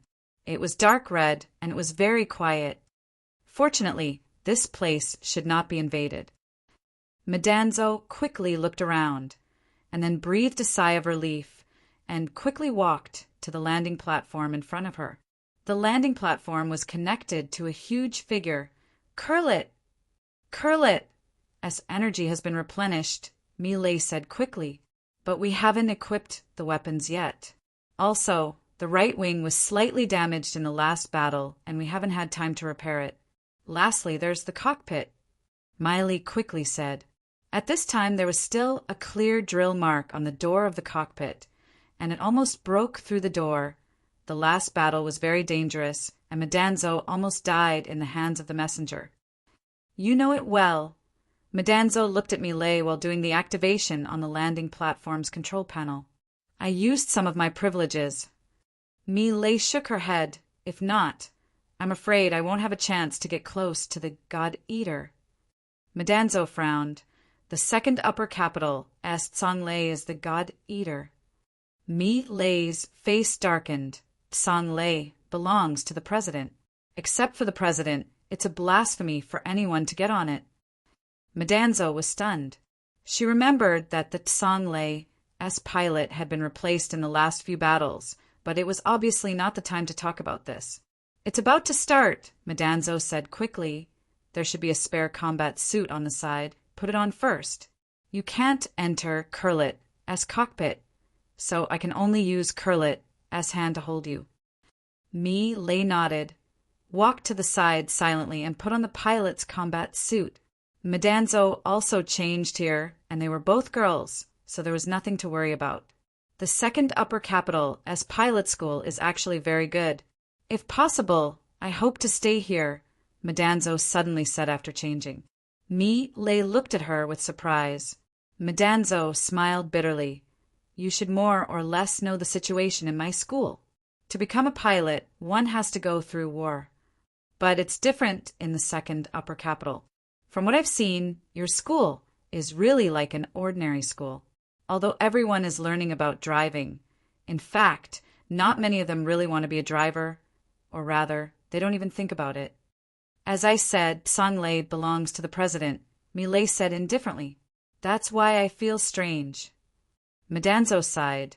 "The power of the student union is even higher than the school. As for the president, to be honest, I don't see anything good about her. She's just a person who only knows how to hide in her room and doesn't communicate well." Millet's face changed gradually. Madanzo waved her hand. "I'm going up." The landing platform rose slowly and sent Madanzo to the entrance of the cockpit. Millet took a deep breath and suppressed the unhappiness in her heart. But at this moment, a black shadow suddenly jumped down from the top of the hangar. She immediately screamed, "Be careful!" Meishi's reaction was extremely fast.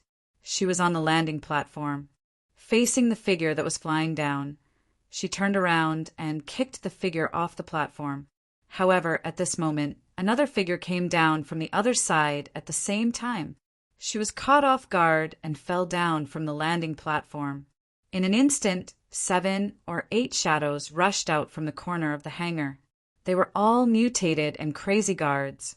Madanzo was instantly drowned in this group of terrifying guys. Millet's face changed.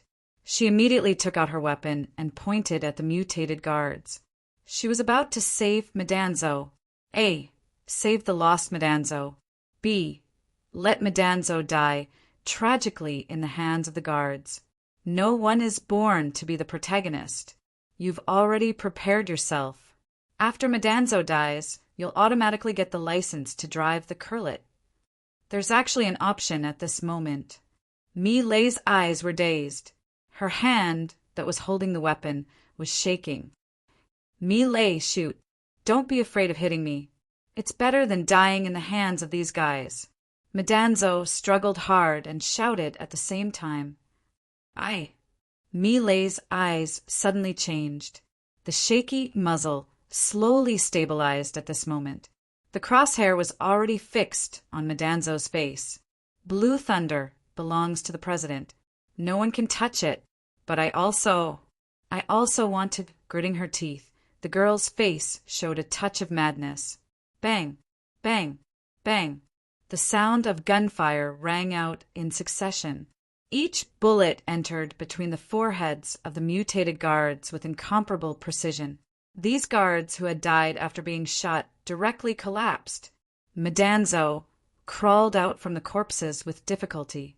She gasped for breath and looked up with lingering fear. "Yo, girl, did you miss me?" A familiar voice, a familiar figure, and a familiar person. Yulia!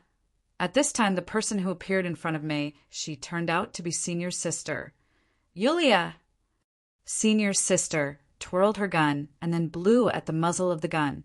She smiled and said, "Don't be obsessed with me." "Yulia!" Madanzo suddenly shivered. She threw herself at her senior and hugged her tightly. Madanzo's favorability +2. Madanzo's favorability +2. A large wave of favorability rose in her eyes, and the corners of Senior's sister, Yulia's mouth curled up slightly. After this, she might really be able to unlock the private game between her best friends. Just thinking about it made her a little excited. Senior, Yulia, patted Madanzo's back, but she suddenly looked at Miley behind her. Miley was still holding her gun. When she met Senior, Yulia's gaze, her body suddenly trembled, and she hurriedly lowered her gun. After lowering her gun, Miley seemed to hesitate for a moment. Then she quickly walked over. "That's great, Miss Madanzo. It's all my fault. If I had been more decisive." Madanzo shook her head. "I was also confused at the time. It's not your fault. It's already good that you haven't been on a real battlefield." Miley remained silent. Madanzo didn't care for the time being. She looked at Senior Yulia and asked, "Yulia, how did you know?" "When the alarm sounded in Second Shangjing, I immediately thought of you. I was worried about you, so I came over." Senior Yulia continued to gain her favorability. Madanzo's ears turned slightly red. She gritted her teeth and said, "I'll activate Curlet immediately. You and Miley come together. We'll talk after we escape from the base." "Okay." Senior Yulia nodded. The huge body lit up in an instant. Madanzo, who was sitting in the cockpit, seemed to have changed into a different person. Her gaze was calm. Curlet then put down its left hand and signaled for Miley and Senior Yulia to go up.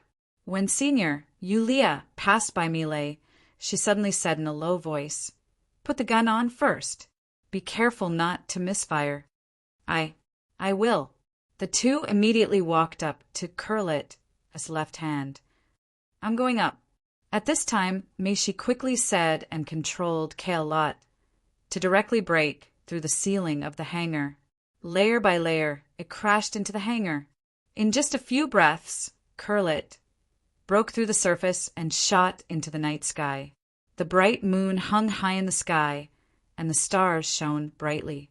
However, they didn't have time to appreciate it, because when they looked down, they saw that the entire Second Shangjing had turned into a sea of fire. How can this be? All over the city, people who looked like mutated soldiers appeared. Look, Miley waved her hand and pointed. At the center of the base, a 100-meter-long sarcomatous tree grew out. The trunk was made of wriggling flesh, and the buds on the branches were releasing dark red spores. Messenger. Madanzo looked at the information about the sarcomatous tree on the screen in horror, and her expression turned pale. Chapter 2262. Sporadic resistance was unfolding in the second upper capital. The city was already a sea of fire, and the mutation had spread throughout the city like a deadly virus. Those spores! Senior sister Yulia shouted in a deep voice. Millie hurriedly opened the mask of her protective suit. "You guys stay here." At that moment, Meshi had landed on Curlet and put the two on the roof of a building. Then, without saying anything, she drove Curlet toward that terrible tree of flesh. Millie subconsciously glanced at Yulia beside her and frowned. Then she gritted her teeth and said, "I'll try to contact the other survivors, as well as the base of the most important city, and ask for help." Senior Yulia, however, stared at the tree of flesh, or rather, the tree of flesh, Can't the school's defense system work? She asked in a low voice. Distant water puts out nearby fire. Millie shook her head. Besides, there aren't enough students to control such a situation. I hope Miss Meshi can successfully destroy it. I don't think so. Senior Yulia didn't say that out loud. Although she couldn't precisely discern the strength of the progenitor of void like Madanzo could, she could only vaguely sense it, and the extent of her perception was that it was strong, very strong as fried chicken. The tree of flesh in front of her already gave her the feeling that it was very strong. The eyeball-shaped emissary that appeared in the 100th impact wasn't the progenitor of void, but just a primordial void demon that was about to reach its growth limit. Meshi had almost been drilled to death, and now, facing the even stronger progenitor of void, she clearly didn't have much of a chance of winning. Can't Songlei activate the code? Senior Yulia asked quickly again. If Songlei could once again display the power it had when it knocked down the eyeball-shaped emissary, it should be enough to deal with the powerful progenitor of void together with Kurlit, herself, and the unreliable Senior 11th. I don't know. Mi Lei smiled bitterly.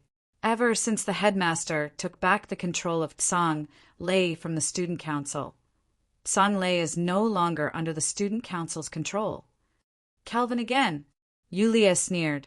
Then she took a deep breath and said, I need weapons, lots and lots of weapons. The more powerful, the better. Most of the streets in this city should have defensive systems. Do you know where the most of them are? You plan to start it manually? Mi Lei exclaimed, Impossible. Without the orders from the central command, you can't even open the door. I'm asking you if you know. There's no time to explain. Yulia grabbed Meshi's arm. You just need to tell me, and you can stay here. Hurry up. Mi Lei's heart trembled when she saw the other party's eyes. Her finger trembled as she pointed at a place on the street ahead. The defensive system on the street is basically based on the intersection. There should be. Before she finished speaking, Yulia had already jumped over the wall on the roof and jumped down. Mi Lei was shocked. This building was at least 34 stories high. How could a person survive after falling down? She hurried to the guardrail and stuck her head out to look, but she couldn't see anything. Mi Lei fell to the ground in a daze. She could hear the sounds of the entire city bathed in despair. The screams seemed to be ringing in her ears. Mi Lei covered her ears in horror. Her school, classmates, family, friends, they might have all been buried in the sea of fire at this moment. It was so desperate, but she couldn't do anything. She could only watch everything happen. Why didn't you shoot at that time? Why didn't you? Mi Lei raised her head, subconsciously, and looked towards the source of the voice. Then she revealed a confused expression. You seem to be that freshman. Black hair, black eyes, and a warm smile. It was that guy who was always by Shinji's side. Mi Lei didn't pay much attention to this freshman. The only reason she remembered him was because the student council president had summoned him several times. Because she was concerned about the president's attitude towards this freshman, Mi Lei subconsciously received some information about Shinji as well as information about him. Zhu, if she remembered correctly, that should be his name. Why didn't you shoot? Wasn't it always your wish to be a pilot? Mi Lei opened her mouth and revealed a terrified expression. The choice that appeared in front of her at that time. That should be her biggest secret. How did he know? You're not the only one. The young man in front of her shook his head. He came to Mi Lei's side and casually placed his hands on the wall as he looked around. Many people here have their own choices. You, some of the students in the school, some of the people living in the city, and that person who was killed, Jamia as well. Mi Lei couldn't use the word fear to describe her feelings. She looked up blankly at the young man's face. It was just that the face she was looking at seemed to be extremely far away. Mi Lei's eyes flashed with a confused expression. I don't understand. There's no right or wrong choice. No matter what you choose, it's your choice. As for whether you can achieve your ideal ending, it's up to you. After all, this is the second chance I've given you. Mi Lei's gaze was still confused. The Juju in front of her gave her a different feeling from the first time she saw him. Could it be because he took off his ordinary black-rimmed glasses? Just as she was about to speak, she saw something unbelievable. The Juju in front of her, who took off his glasses, suddenly flipped his hand. Then a golden page appeared in his hand. What are you? It doesn't matter who I am. After all, this is just the past. He shook his head. But it's a miracle that we can talk like this. Mi Lei was stunned, but he had already looked at her and reached out his hand to her. He whispered, I will find your story. Then one day we will meet again. She instinctively reached out her hand to him. At the moment when their fingers touched, Mi Lei raised her head slightly. Her eyes focused. Her confused expression recovered a touch of clarity. She murmured subconsciously, Your Highness. In the end, only his smile was left for her. She dissipated. In a special way, she completely disappeared from this world in the Book of Gaia. He looked back and saw a busy figure on the street. Suddenly he whispered with a smile, Lady Nan, you're getting better and better. The door leading to the rooftop of the tall building slowly opened. A figure walked in slowly. He looked at everything here, curiously. It seemed that someone had stayed here before. It was a familiar feeling that seemed right but was actually wrong. The city was crimson red, and the night sky was still as dark as ever. His eyes, which were covered by his black glasses, were suffused with a demonic golden light. He had been in human society for some time, but his observation of human beings was not enough. He only vaguely remembered that he came here for a certain matter. Almost remember, he whispered softly, then remember quickly. A voice like an auditory hallucination suddenly sounded in his ears. There was no one around. The voice seemed to come from the bottom of his heart. Who is it? He looked around blankly. Everything in front of him was red.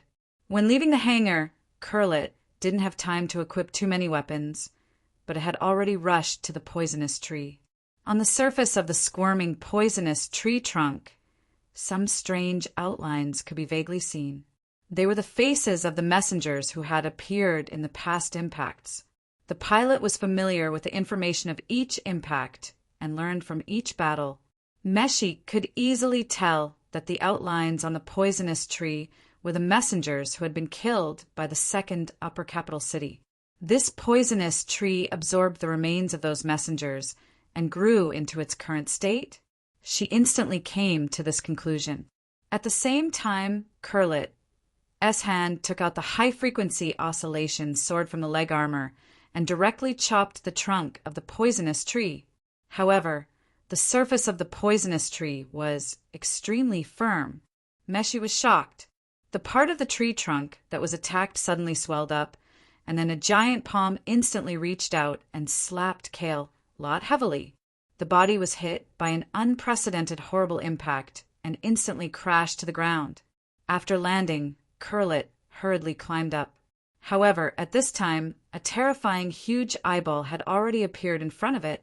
It was the eyeball-shaped messenger that was killed by Zhang in the 100th impact. It was later named Demon Eye by the base. The eyes of the Demon Eye were like a whirlpool. In the cockpit, Meshi suddenly stopped breathing. This Demon Eye was also connected to the poisonous tree trunk. It was not destroyed. No, it was reborn with the help of the poisonous tree. In an instant, the whirlpool in the Demon Eye's eyes spun crazily. Meshi felt that her consciousness was drawn into the whirlpool and instantly lost all perception of the outside world.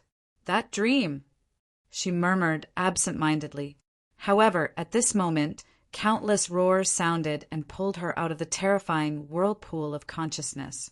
Meshi immediately gasped and saw that the door of the cockpit had been broken open. She was exposed to the air. At this time, countless dancing tentacles reached out from the Demon Eye's eyeball and crawled into the cockpit. Bang, bang, bang.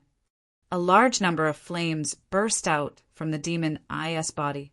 Those tentacles that invaded the cockpit were frightened and retreated one after another. Meshi! A desperate shout came. Meshi subconsciously looked at the only screen left in the cockpit. It was an intersection in the street. At this time, Yulia was standing on the barrel of a mortar. Her face was faintly pale, and her legs were even a little weak. It seemed that she could not stand steadily, but as Yulia waved her hand, the whole city was instantly filled with the sound of cannons. Like a meteor shower, countless cannons lit up at the same time and launched a terrifying attack on the poisonous tree. The cannons were not enough to break the defensive field of the poisonous tree, but the dead messenger that emerged from the trunk was not protected by the field. Under the attack of the cannons, the demon eye retreated step by step. Surprised and overjoyed, Meshi quickly retreated to the intersection where the mortar was located. Yulia, how did you activate the defense system? I risked my life. At this time, senior sister, Yulia, said weakly, the whole defense belt. I'm so tired. Unfortunately, ordinary cannons can't break the messenger's field. Meshi smiled bitterly. Although the city's defense system had been activated, and a large number of heavy weapons emerged from the ground, these weapons could only interfere with the messenger's movements. They could not cause any substantial damage to the messenger. Although Kurlit could neutralize the messenger's field, he could not break the shell of the poisonous tree. Listen, Meshi. A special hole will appear on the messenger's body. That's its only weakness. Find it and attack it. Yulia said quickly, I'll support you with the most powerful firepower. Hole. It's the empty place of the soul. Yulia said hurriedly, this thing doesn't have a heart, and it needs to constantly devour souls to fill its emptiness. The empty place is the hole. Once you get close to it, you can feel it. It's a kind of attraction, like the whisper of a demon. This. Meshi was speechless. Yulia, how did she know? Don't ask. Yulia took a deep breath and said, this is our current combat power. It seems that this is the only way to defeat it. We don't have enough power to directly destroy this thing, so we can only attack its weak points. Remember, it's a special hole. Don't randomly attack any hole you see. Go straight for the root of the problem and kill it with one blow. I understand. Meshi gritted her teeth and turned around resolutely. Yulia took a deep breath again. Seeing Kurlit rush out again, she stood on the barrel of the cannon and waved her arm. Ordinary cannons won't work. I don't know if Xing Chuang's cannons can withstand it. Whatever. I'll show you what the Cannon God sect is like. Please, my big cannon. Instantly, the cannons in the sky poured out as if they didn't care about their lives. The defense system's attacks seemed to be fiercer than before. Kurlit was crazily rushing toward the poisonous tree, but a large number of corpses of messengers appeared on the tree trunk and kept attacking it.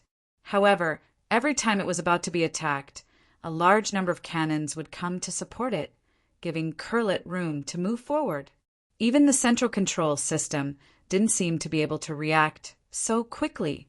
However, Meshi didn't have time to think about this because she had successfully climbed to the top of the poisonous tree.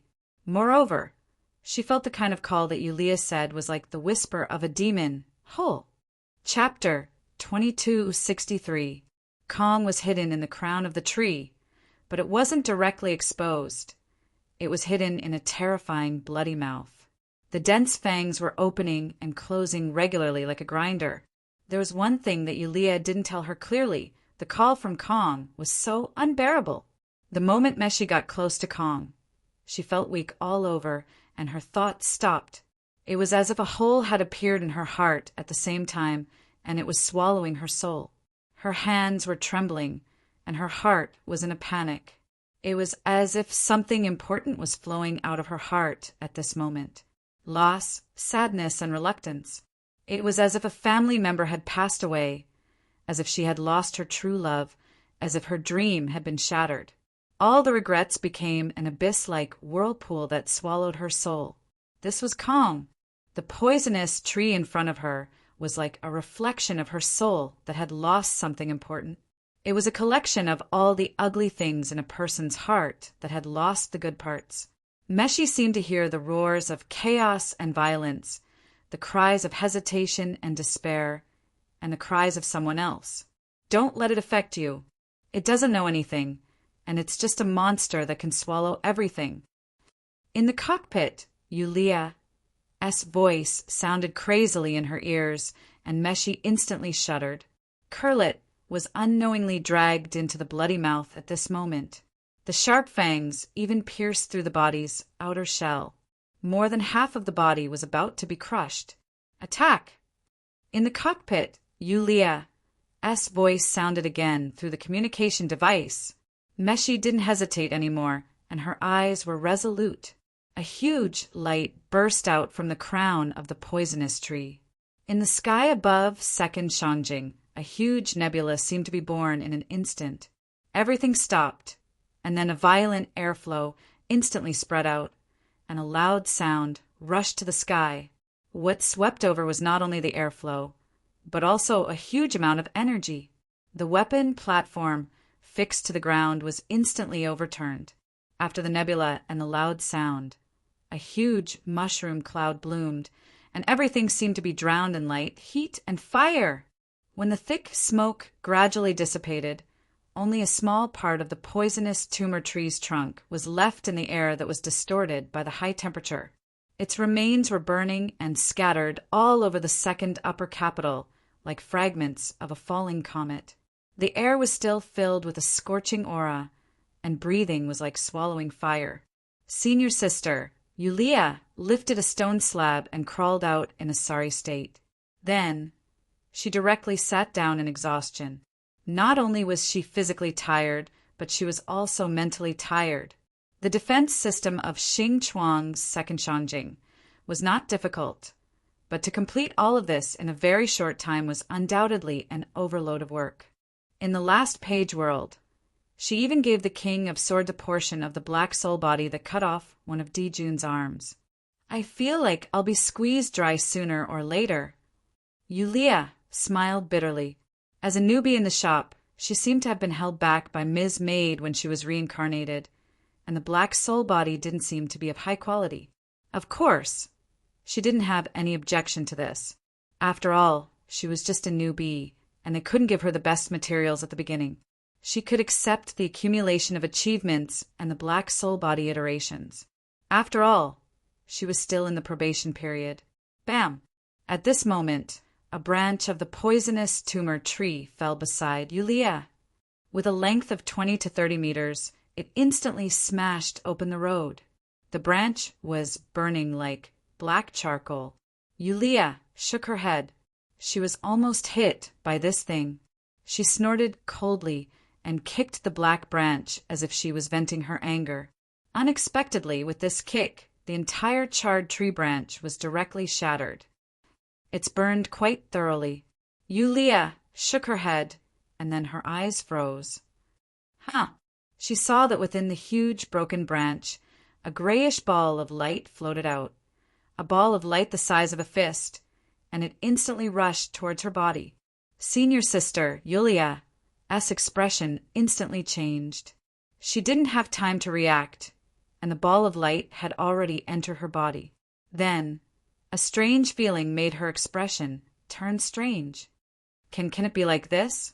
She didn't know what had happened, but she felt that her black soul body began to repair rapidly. The weight of the arm that was cut off in the last world was instantly restored.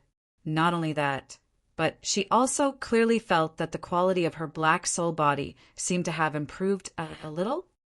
F***CK? Looking at the wreckage scattered all over the sky, Yulia shuddered. As if she had been injected with chicken blood, she suddenly bounced up and rushed toward the place where the wreckage was scattered. 1, 2, 3, 5. Including the first ball of light, Yulia circled around the wreckage and finally succeeded in digging out 5 balls of light that could strengthen her black soul body. Then she directly swallowed them. Not only was her black soul body completely repaired, but it was also strengthened by as much as 50%. It was even better than smoking marijuana. She felt that the current her could defeat 10 of her former self. It didn't exist. It was just that she had obtained a new ability. That's right.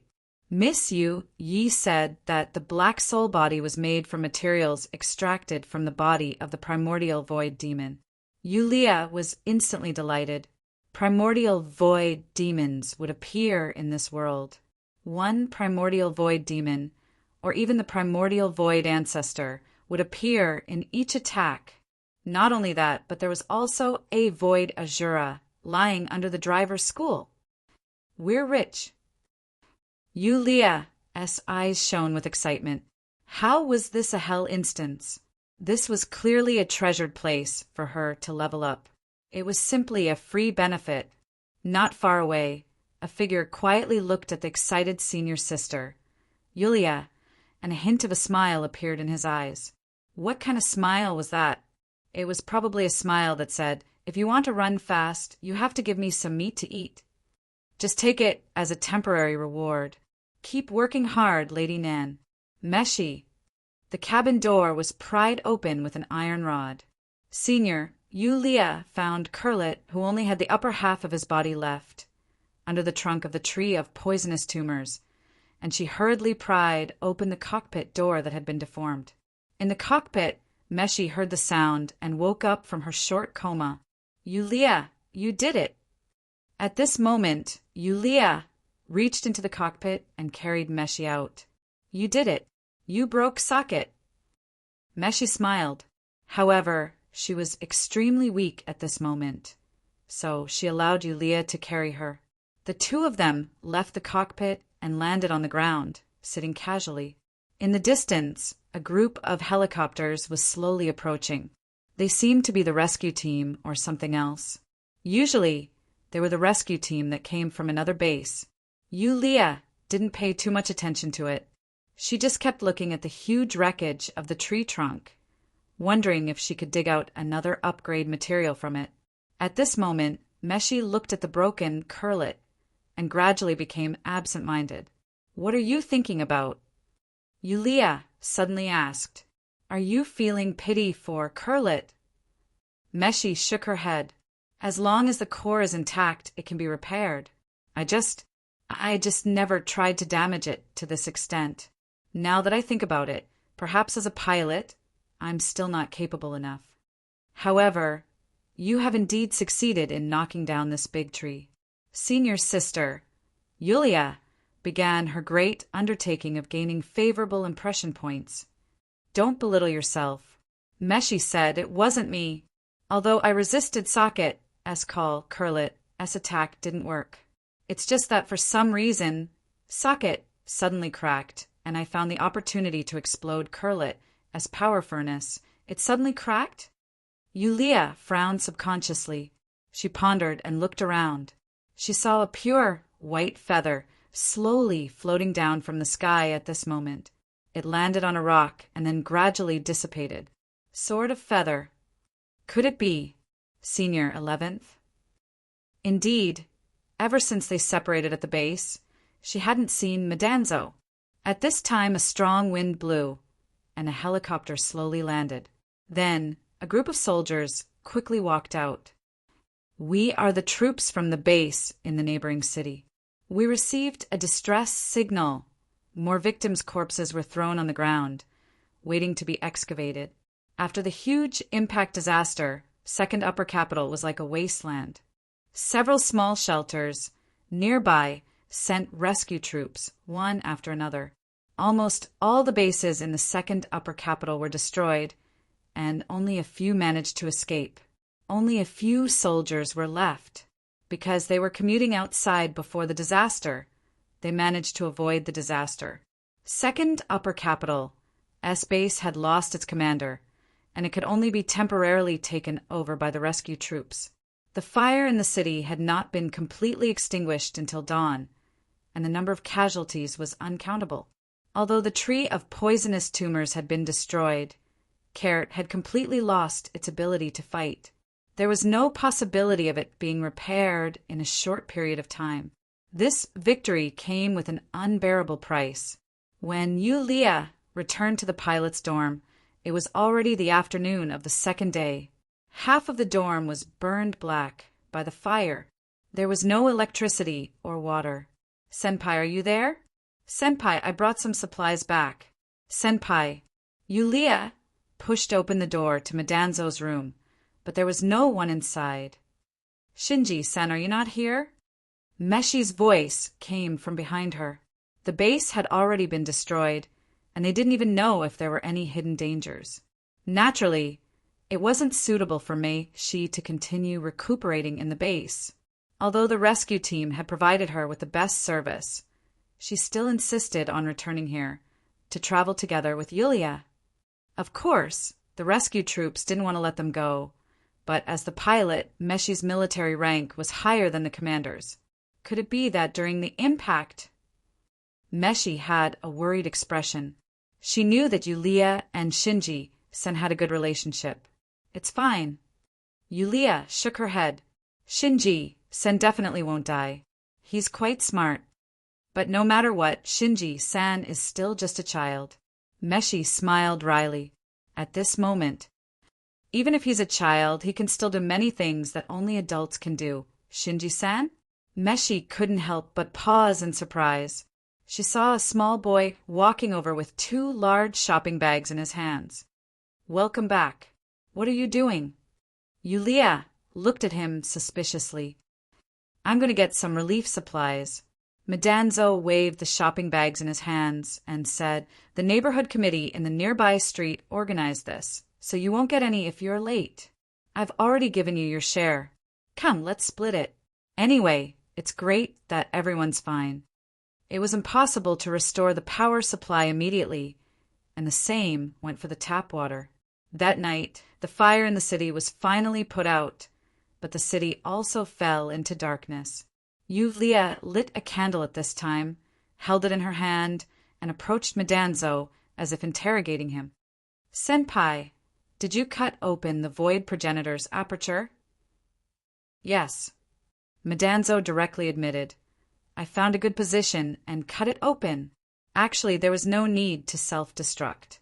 Yulia suddenly asked, "You found the pages?" "Why do you say that?" Madanzo asked in surprise. Yulia frowned and said, "Isn't it? The second Shangjing was almost destroyed, and the void progenitor fought such a difficult battle? Do you have some misunderstanding about the way the pages appear? Isn't it?" Yulia was silent. She didn't have any misunderstanding. It was just that the pages were bound to appear after the battle. It had been like this since she first experienced the page world of the Crayon Kingdom. It was just that Madanzo didn't have to lie about the pages. Yulia suddenly sighed as if discouraged. "Well, I worked for nothing. You seem to have grown a little." Madanzo suddenly said at this time, "Did something good happen?"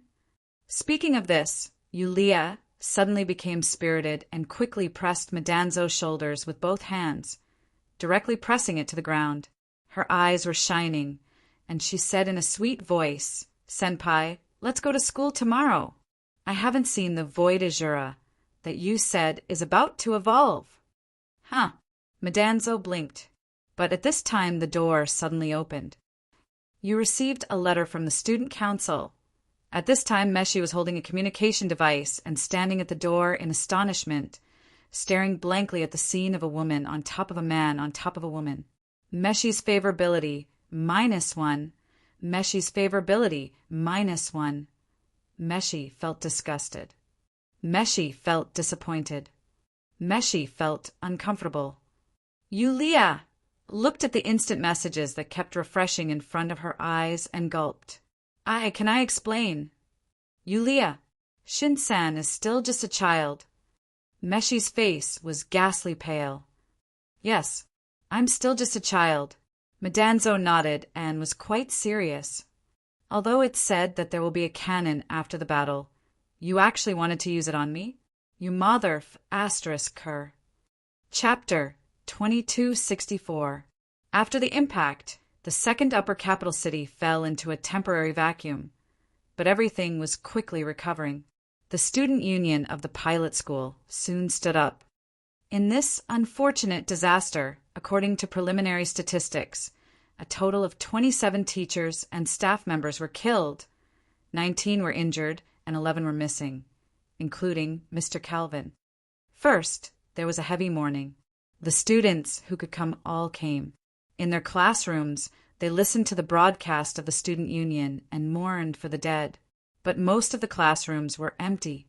The campus, which was usually noisy, was now less than 1/5 of its usual population. Please work together to protect our second upper capital city.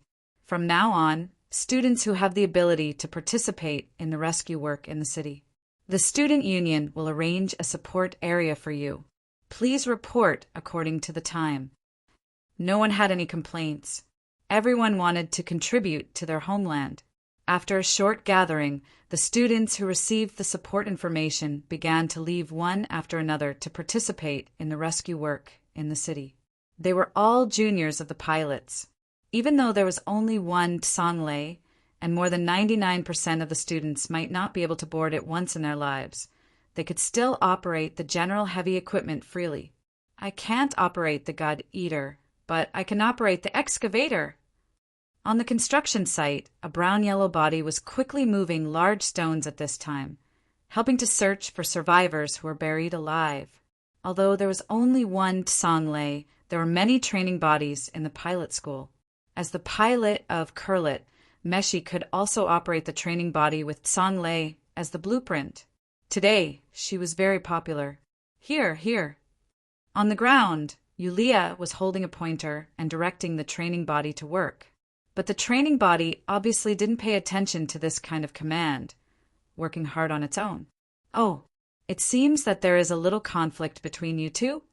Isn't it because of you? Senior Yulia rolled her eyes in annoyance. This Senior 11 seems to be the kind of person who doesn't mind watching a show, and he even knows how to fan the flames. In the end, Meshi didn't listen to Yulia's explanation, and she didn't say a single word to her until now. However, her favorability towards her had already stopped dropping. It seems that after a series of efforts, the lower limit of favorability is already quite high. Senior sister, Yulia, thought to herself happily. However, the option of Meshi's romance was still open. She didn't know when it would be completed. The key was that Juju was still missing.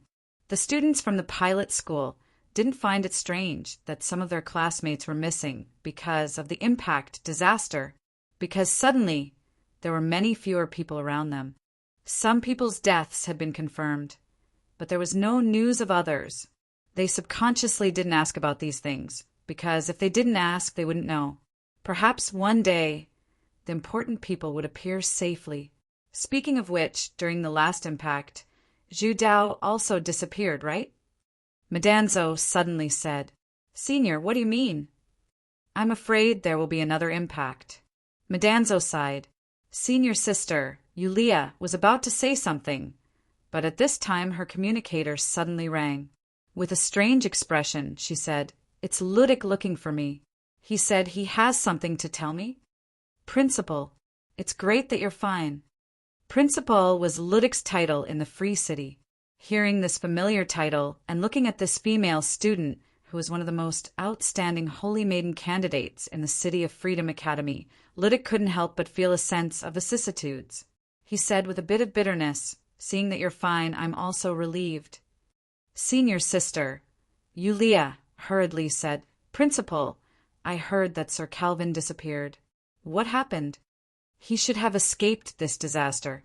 Ludic shook his head and said, "But I don't know where he is right now. Do you have any news about him?" Senior sister shook her head, indicating that she didn't know. Ludic fell silent. No one knew what he was thinking. The senior said, "Chancellor, is there something important that you're looking for me for?" "Did Calvin plan to make you the new pilot of Tsanglei?" "He did say that, but now—" Senior sister, Yulia, smiled bitterly. "I don't know what to do now. You have to get on Tsanglei."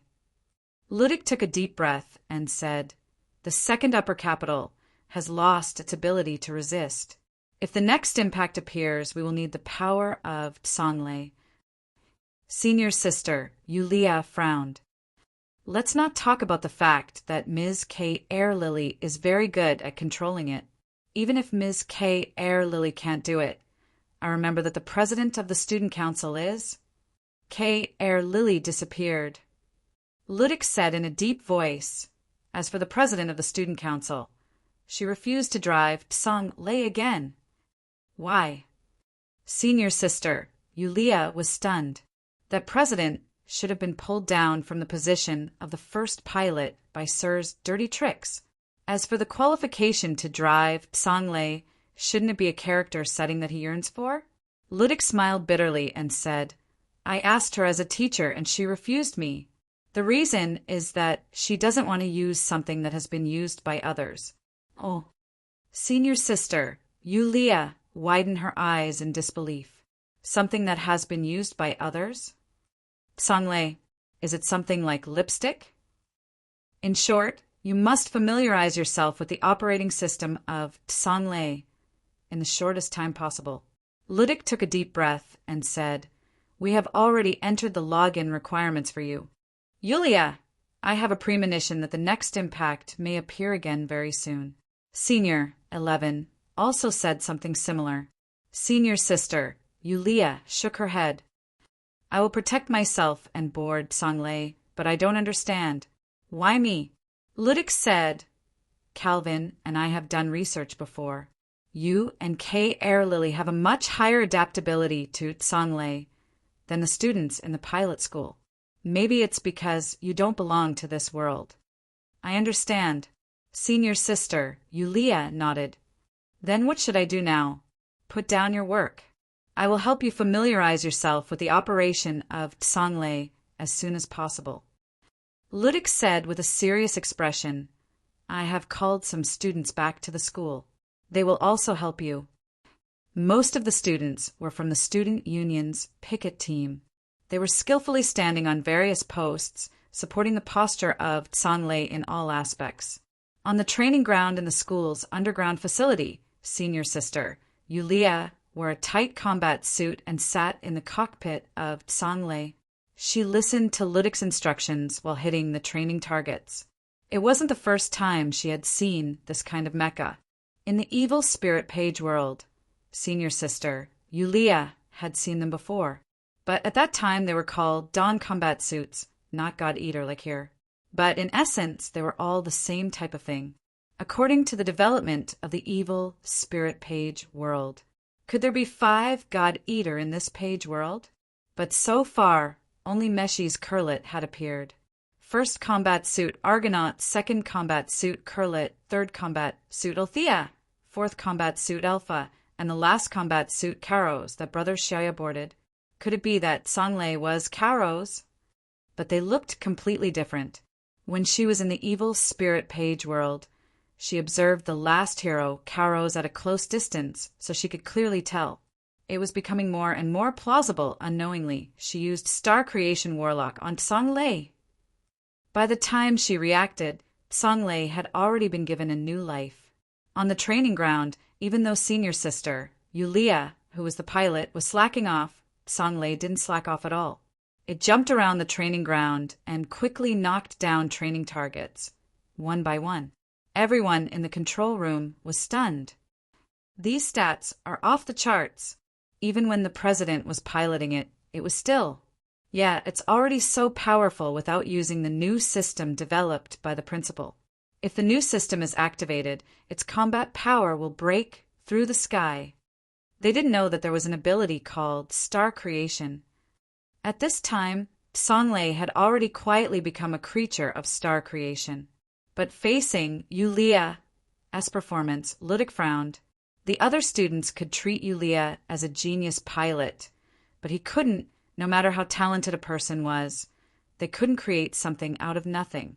"It seems that you still haven't confessed something, Yulia. I was too careless. I just wanted to give it a try. But I didn't expect." Yulia saw everyone's reaction and couldn't help but feel a headache. After the upgrade of the Black Soul body, Star Creation's ability also increased. It was much smoother than before, and the shaking time was shortened by nearly a third. Instead, she was more interested in the void azura that was about to complete its evolution hidden under the school. She wondered if she could dig out more upgrade materials from that thing. Amazing! This can be called the beauty of machinery. In the past, I always thought that transforming machinery into a humanoid form didn't conform to dynamics at all. Now it seems that I was too naive. A humanoid body is so cool. In addition, the combination of Star Creation's technique and machinery is also very interesting. Right? They say that mechas are men's romance. Can't women do it? Yulia nodded in agreement. Besides, women can't do it. I want to practice boxing. A woman's future can also be the sea of stars, okay? Oh, you have great ambitions and a bright future ahead of you. And then? In the cockpit, the moment Yulia nodded, her expression changed slightly. Although it was a drastic change, she quickly looked around as if she had seen a ghost, and even felt a chill on her back. This familiar feeling and this cheap voice, why do I have a sense of déjà vu? Could it be? Yes, it's me again. Desolate. What the F *CK? In the cockpit, Yulia instantly screamed, and her whole body trembled. Desolate. Prince Desolate. The Holy Land's Page World. Prince Desolate. On the training ground, Tsang Lei suddenly stopped moving. He stood there motionless, and there was no response to the communication call. Everyone couldn't help but stare at the screen in surprise. What they didn't know was that Yulia in the cockpit also widened her eyes in surprise and said with a trembling voice, Why are you here? I followed you here. Followed me? Yulia was stunned. The voice that seemed to come from the bottom of her heart slowly sounded. Didn't I ask you before? Since you people from the outside can come in, does that mean that we, the people from the inside, can leave as well? Do you still remember? She did say that before, but that was when she was captured by Prince Desolate and injected with a lot of needles that could make people feel good. At that time, almost all of her secrets were exposed to Prince Desolate. Even though she was very conflicted, she didn't hold too much grudge when she thought that they would have nothing to do with each other after leaving the Page World. However, Yes, you didn't give me a clear answer, but I have a strong desire for knowledge. If I don't understand it, I won't be able to sleep at night, so I just tried some things. What do you think? Am I awesome? But when did you do it? At that time, didn't I pat you on the shoulder and casually send a strand of thought in? Prince Desolate's voice sounded again, but your body is really strange. When you were in the virtual spiritual world, you would answer all of my questions, but after realizing your body, you were trapped in a hazy void. It took me a lot of effort to be able to talk to you. In other words, this bitch used her body as a springboard to steal from the Holy Land Page World, and she even succeeded? She can do this? Yulia slowly sighed. She felt that she needed to think about the current situation. Are the people in the Holy Land Page World so awesome she can cross over on her own? She couldn't help but shiver. She was afraid of Desolate's ability. At this time, Desolate said with a hint of excitement, the structure of this body is really interesting. Much more interesting than Annihilator. TSK. I also want to make one to play with. I already thought of a name. Let's call it Cowrose. What is this situation? Chapter 2265. The door of Tsang Lei's cockpit suddenly opened, and an anxious face suddenly appeared in front of Yulia. It was Ludik. The cockpit door that was forcibly opened was still steaming at this time, but his hands tightly grasped the door. Yulia! Your hand, are you okay? I'm okay. Temporarily lost consciousness. Airsick? In the lounge, Ludik looked at the other party suspiciously, as if he couldn't accept this kind of explanation. I actually feel airsick in 3D. Yulia smiled bitterly and sighed. I didn't expect to feel so strong in the cockpit. Ludic couldn't help but frown. But your control level is very high. Maybe I'm too nervous. Senior sister, Yulia, shook her head and said, Actually, I couldn't hear what you guys were saying at all. I was just operating mindlessly and using everything that I could think of and know. As for the rest, I don't know anything else. Maybe I'm too anxious. Ludic nodded. Anyway, rest well. Today's training is over. I'll send someone to send you back. I understand, Principal. After Ludic left the lounge, senior schoolmate, Yulia, let out a sigh of relief. She had lost control of herself, and had almost lost her mind because she was scared by that bastard prince. There was no one in the room. Yulia couldn't help but whisper tentatively, Are you still there? Your Highness, Huang. Just call me Huang. That's what royal sister and Qi calls me. Silence. After a long silence, Yulia tentatively asked again, Huang, what are you going to do now? She felt uncomfortable letting this guy's consciousness stay in her body, even if he said that her body was chaotic and that he could only communicate with her consciousness. Let's not talk about this for now. Prince Desolate's voice sounded again. I need a body. I can't do anything with my current appearance. Where am I supposed to find a body for you? Yulia couldn't help but frown. Use your star creation technique, but don't use all of it. Prince Desolate said slowly, Just edit the activity ability. There's no need to give the behavior logic, and then let me take over. Your star creation technique has some things. This level shouldn't be difficult for you. Not only was it not difficult, it was simply too easy. The star creation technique was originally developed from the soulless method of dealing with dead objects, but this guy, Senpai Yulia, was convinced that she had simply provided him with some concepts of star creation warlocks.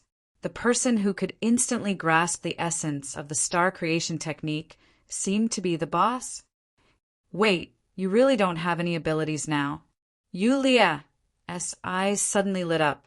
Prince Desolate sighed and said, Yes, this is beyond my expectations. If I had known, I would have transmigrated here with my original body. Huh. I can't do anything now. Let's go. I'll get you a body first. She immediately became spirited. In the evening, a guy wearing a Qingtian doll mask walked into the office of the principal of the pilot school. However, the person sitting here now wasn't Principal Calvin, but Ludic. As for why he was here instead of other teachers with higher positions, it was purely because this was an instruction from the student union. Before Headmaster Calvin succeeded in seizing power, the pilot school had always been under the rule of the student council. Even the former headmaster was just a worker with a slightly better reputation. Has Yulia been sent back? Ludic saw Mr. Qingtian, his personal driver. It seems to have taken a long time. Mr. Driver slowly said, when the lady passed by a convenience store. She went in to buy something. What was it? Ludic asked subconsciously. A black and white teddy bear. Mr. Qingtian said indifferently, Teddy bear. Ludic raised his head in surprise, then immediately shook his head and said, Is there still no news of Principal Calvin? There is no one in Principal Calvin's house until now. I see. Ludic nodded. I will stay in the school today. You can get off work. Then I will leave, Mr. Ludic. Looking at the Qingtian doll, leaving, Ludic couldn't help but sigh. Once upon a time, he always had a capable secretary by his side. Laval, he doesn't seem to have entered the Book of Gaia. Ludic lowered his head and pondered. In the room, Yulia blinked. A black and white ragdoll bear blinked its eyes as well. Yulia's eyes suddenly turned into crescent moons, and she said with a smile, Your Highness Famine, how is it? Are you satisfied with this body? This is the most expensive one. I treat you well, right? Is it because you treat yourself well? Prince Famine's voice came out from the teddy bear's mouth. I heard that there was a noble mother who often brought a teddy bear with her because of her daughter's lack of ambition. She would abuse the teddy bear to vent her dissatisfaction and maintain her image as a good mother. How could I? Yulia's eyes widened. Then, can you put me down first? The teddy bear blinked again. At this moment, it was tied up and hung under the lamp in the air, and a candle was lit on the ground. Senior sister, Yulia, was already on cloud 9. At this time, she directly grabbed the head of Waste with one hand and squeezed it. You are a prince. Of course, I have to serve you well. The puppet, Famine, sighed. Senior sister, Yulia immediately said in a despicable tone, Your Highness, do you want to take a bath first, or do you want to drink water first? If you want to take a bath, I can throw you into the washing machine. If you want to drink water, it must be difficult for you to suck it up with your current body, right? That's it. Famine shook its head. Yulia sneered and was about to move. However, the moment she stood up, she found that she couldn't move. Her expression changed slightly, and she instinctively wanted to turn into gray mist, but she still couldn't move. This is... Yulia's eyes turned flustered. Yeah, godless realm, too. 0. You've tried it before. Didn't you say that you have no ability? Do you believe me just because I said so? It's because I don't believe you that I used a doll to make your body. The rope wrapped around Famine began to loosen little by little. The loosened rope seemed to have a life of its own, and it wrapped around Yulia's body. After a while, Yulia was hung under the lamp, and Famine lit a row of candles on the ground. Obviously, to be safe, I already used a non-aggressive doll, so why did things still turn out like this? Yulia looked at the black and white doll standing in front of her sadly, and she felt like she had nothing to live for. I can't play anymore, Yulia sighed. Why is the power of your royal family so strong? Isn't your star creation technique also unrestricted? Prince Desolate chuckled. Besides, what are you thinking about? This is the world after death that my sister is in charge of. Is it strange that I can move freely here? What did you just say? Yulia was instantly stunned. What did you say is this place? Famine blinked and said, When you were in the Holy Land, didn't you ask around? What Gaia controls is death. Yulia was stunned, and then she said in shock, You mean these two worlds are connected and they aren't separate evolutions? Even evolutions need to follow the basic rules, okay? Famine said in a bad mood, I won't give you anything. It's just a piece of nothingness. What can you evolve? But you? Senior sister, Yulia, looked at the other party in surprise. Is this guy really just a character mentioned in the book and not his real body? I don't think this is my real body. Famine sat down at this time and crossed his arms. He seemed to be answering and muttering to himself. If I am my real body, I don't think I need to use you as a springboard to come to this world. Don't look at me like that. According to my research on the power of the royal family, it should be so powerful. But in fact, we have a so-called upper limit. Since you told me that we are in the Book of Gaia, this upper limit has existed. Yulia's brain was buzzing. Famine didn't stop. Then I speculate that the power of the royal family is indeed so powerful, but the Book of Gaia's description of it can't be complete, or its upper limit can only withstand the current level of royal power. But this doesn't have the nature of royal power. Nature? Yulia swallowed her saliva. You mean fate? Since it is fate, it is naturally not bound. Famine looked at Yulia indifferently. Fate is everywhere. Even a stone has its own fate. Why doesn't a character in a book have a fate? In my opinion, fate is a conceptual power. As long as this concept exists, it shouldn't be limited to the form it shows. Yulia's brain was getting more and more painful, but she insisted. But you shouldn't be glorious, son. Moreover, you are the one who jumped 2 pages of the world. Famine suddenly chuckled and said, According to your understanding of celestial bodies, why do you think the moon also has light? Sometimes, those who control fate can't see it clearly. Instead, it is the mirror that can understand it better. Besides, I just happened to know about the Book of Gaia from you, so I had these guesses. If it were Sister Huang or my brother, perhaps they would be able to jump easily without using a springboard, right? Yulia took a deep breath and said, Actually, I have seen you once in another world, I know. Famine nodded. When I was interrogating you in the virtual mental world, I asked you about it. It started when you had memories. Yulia immediately sucked in a breath of cold air. Famine suddenly narrowed his eyes and said with a smile, Apart from the so-called shop, you are quite honest. As for the case shop, it should be a power that can easily control fate. I am more and more curious about what it is. The longer I stay in this world, the more my inspiration becomes. If the Book of Gaia is a record of the past, then outside the book, do I still exist? Has the me outside the book become the past? Or do I still exist somewhere? Can the me in the book also meet the real me? What kind of expression will he have when he sees me? TSK, I originally thought that my life was fixed in the palace. It didn't matter if I worked hard or not. Now, it seems that the outside world is still very interesting. If I can really leave the Book of Gaia. This is a madman. No, this is a guy more terrifying than a madman. Not only did he easily accept the setting that he was just a character in the book, but he even wanted to break through the restrictions of the Book of Gaia. This Prince Famine should only be an evolution of the Book of Gaia. But the evolved Prince Famine was already like this. Wouldn't the real Prince Famine be even more troublesome? Or perhaps he had already done something. How about it? Help me leave the Book of Gaia. The doll Famine suddenly floated in front of Yulia and said with a chuckle, Then in exchange, I will fulfill your ambition. I don't know what you are talking about. Yulia's heart suddenly trembled.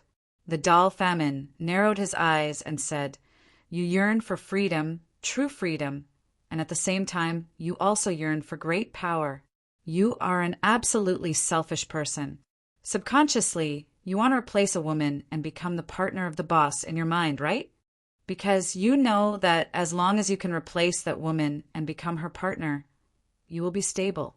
In the end, you can even replace the boss and you will be able to get everything. These are the ambitions hidden in the deepest part of your soul.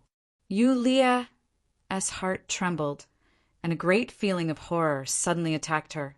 Her throat swayed slightly and she slowly sighed. Your Highness, Yulia slowly said, your ability to instigate a rebellion is not very high. The doll, Famine, smiled casually and said, That doesn't matter.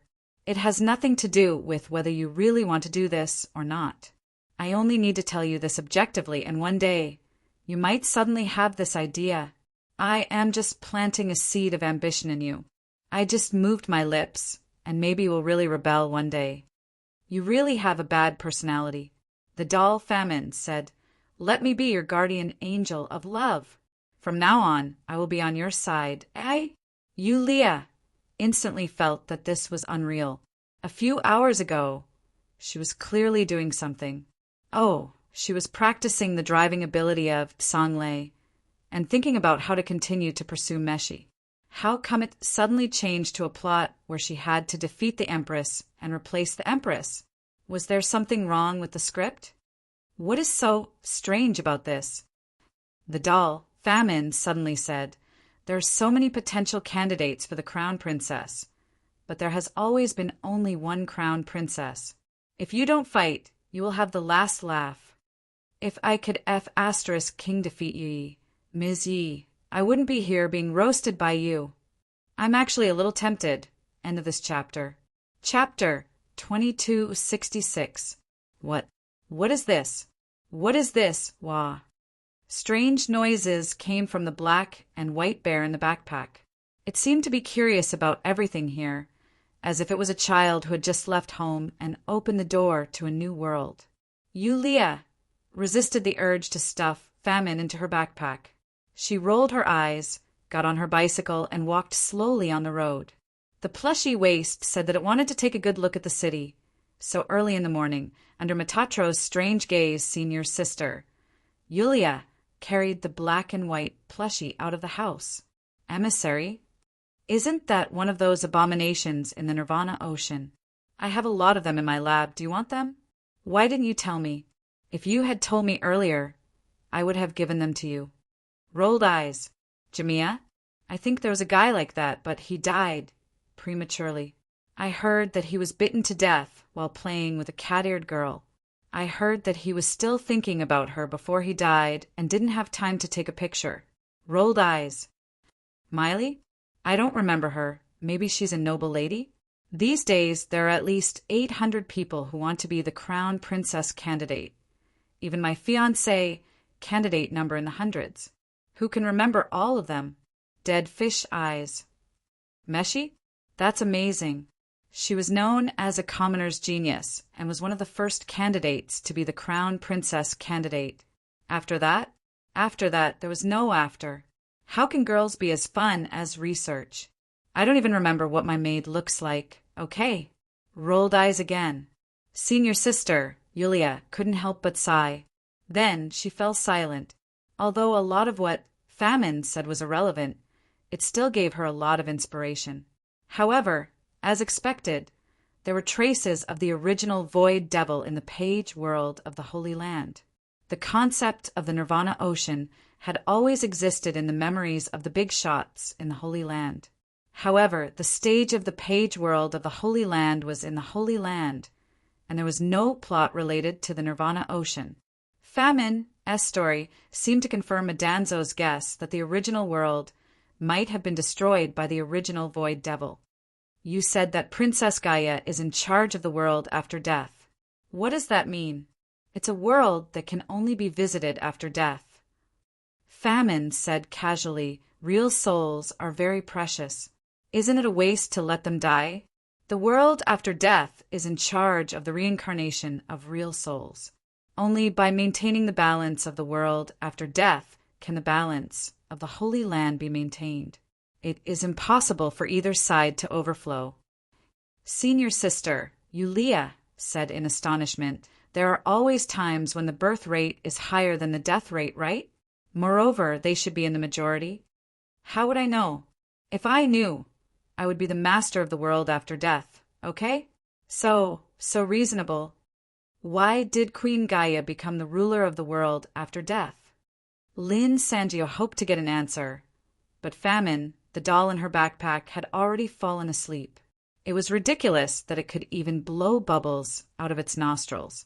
Yulia rolled her eyes again and pedaled hard. Soon, they arrived at the driver's school and continued today's driver training. The rescue work in Second Upper Capital was still in full swing. Everything seemed to be coming back from the dead. This was not the first time that Ludic met the president of the student council. In fact, compared to her cold appearance, Ludic felt that the president's state was listless. You like spicy food? He looked at the super spicy dipping sauce on the girl's table and felt that his throat was dry. Spicy fried pork chops, so delicious. Ludic, Principal Ludic, was now acting as the president. He slowly sighed and picked up a document. The students in this document are missing. The strange thing is that the rescue team did not find them. Even if they died in the disaster, they should be able to find their bodies.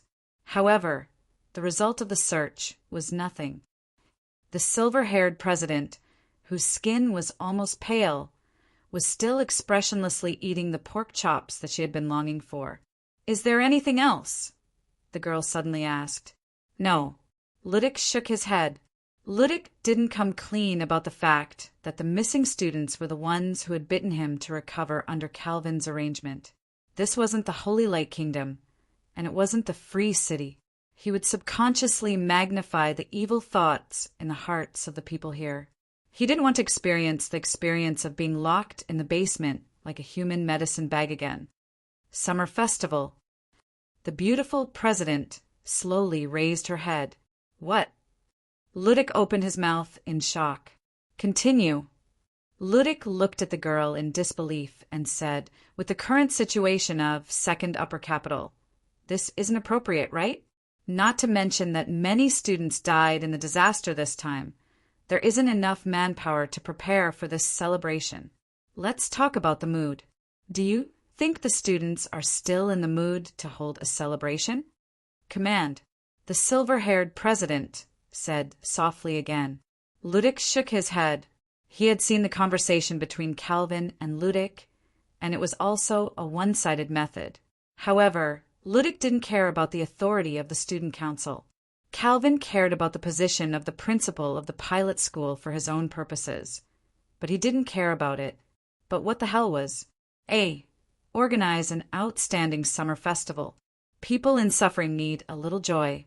Even a little joy can dilute the sadness brought by death. You who live, carry with you the hope of those who have left and step forward. Unlocked achievement. This principle is not bad. B. Refuse to organize the summer festival. If you can't do it, then don't go. Dirty master, please get out of the school.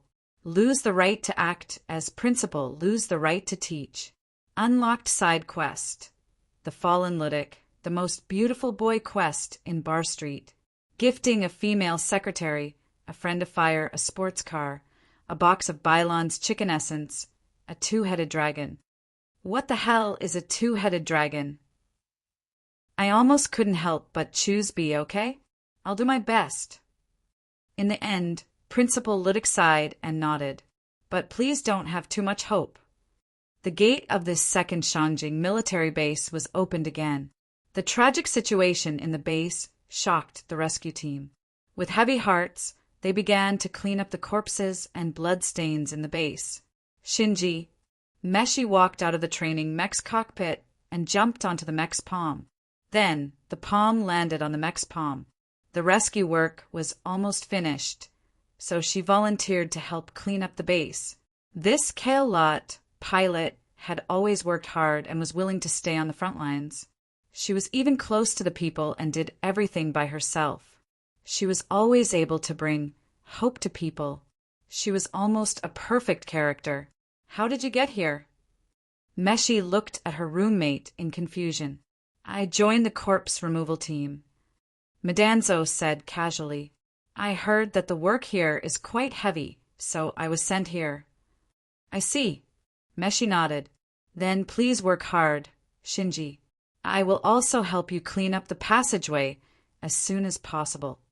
Madanzo said, I heard that Kurlit is being repaired, right? Meshi said, the engineers from other bases have already been sent here. However, some of the necessary parts haven't arrived yet, so the repair work hasn't officially started yet. Madanzo looked at the training mech behind Meshi and asked curiously, You've always been piloting Kurlit. Are you not used to this type of training mech? There will always be some. Meshi smiled with a complicated expression. It's just that before I became the pilot of Kurlit, the training mech was always with me. In fact, it made me feel relaxed. It's because the training mech is simpler. Madanzo smiled. It's because you don't have to face the emissary. Meshi said softly. This is for you. Madanzo took out a white feather from her backpack. Perhaps it will be of some help to you. A feather. Meshi was stunned. It's a lucky item. Madanzo smiled. Actually, Yulia asked me to give it to you. She hasn't been able to talk to you for the past few days. Thank you. Meshi nodded. At this moment, the communicator rang. Miss Messi, please come to the passageway in Area D. There's a place that needs to be cleared. Please. Okay, I'll be right there. Meshi responded, then looked at Madanzo apologetically and quickly boarded the training mech's cockpit again. Madanzo chuckled as she watched her leave in a hurry. That's all I can do for you. Thank me for being your teammate, newbie. Yep. As expected, I'm a reliable senpai. Seiji suddenly felt a soft touch on his back, accompanied by a girl's unique fragrance and a sweet voice. Shinji-san. Marie? Brown ponytails, red-rimmed glasses, and a proud something. Yep, it was the girl who boldly confessed to him that day in the piano room. I'm gay, Marie-san. The only person I love is Jukuin. Seiji directly rejected her that day as well. I know how to help young boys reconstruct their worldview. The passionate girl with a proud something smiled. I love using my hands to reconstruct the worldview of adolescent boys. It's very comfortable. Madanzo couldn't help but sigh. I'm just afraid that you won't have room to use your hands. The passionate girl blinked her eyes as if she didn't understand. Madanzo sighed again. So why me? Is it because I'm the youngest in the entire school and can satisfy your special hobby? No, it's because of some special reasons. The passionate girl shook her head and gently stroked Madanzo's face. If I told you that you're very similar to a senpai that I've always admired, would you believe me? I even thought that you were her child. Madanzo blinked and reflexively asked, Your senpai? How old is she this year?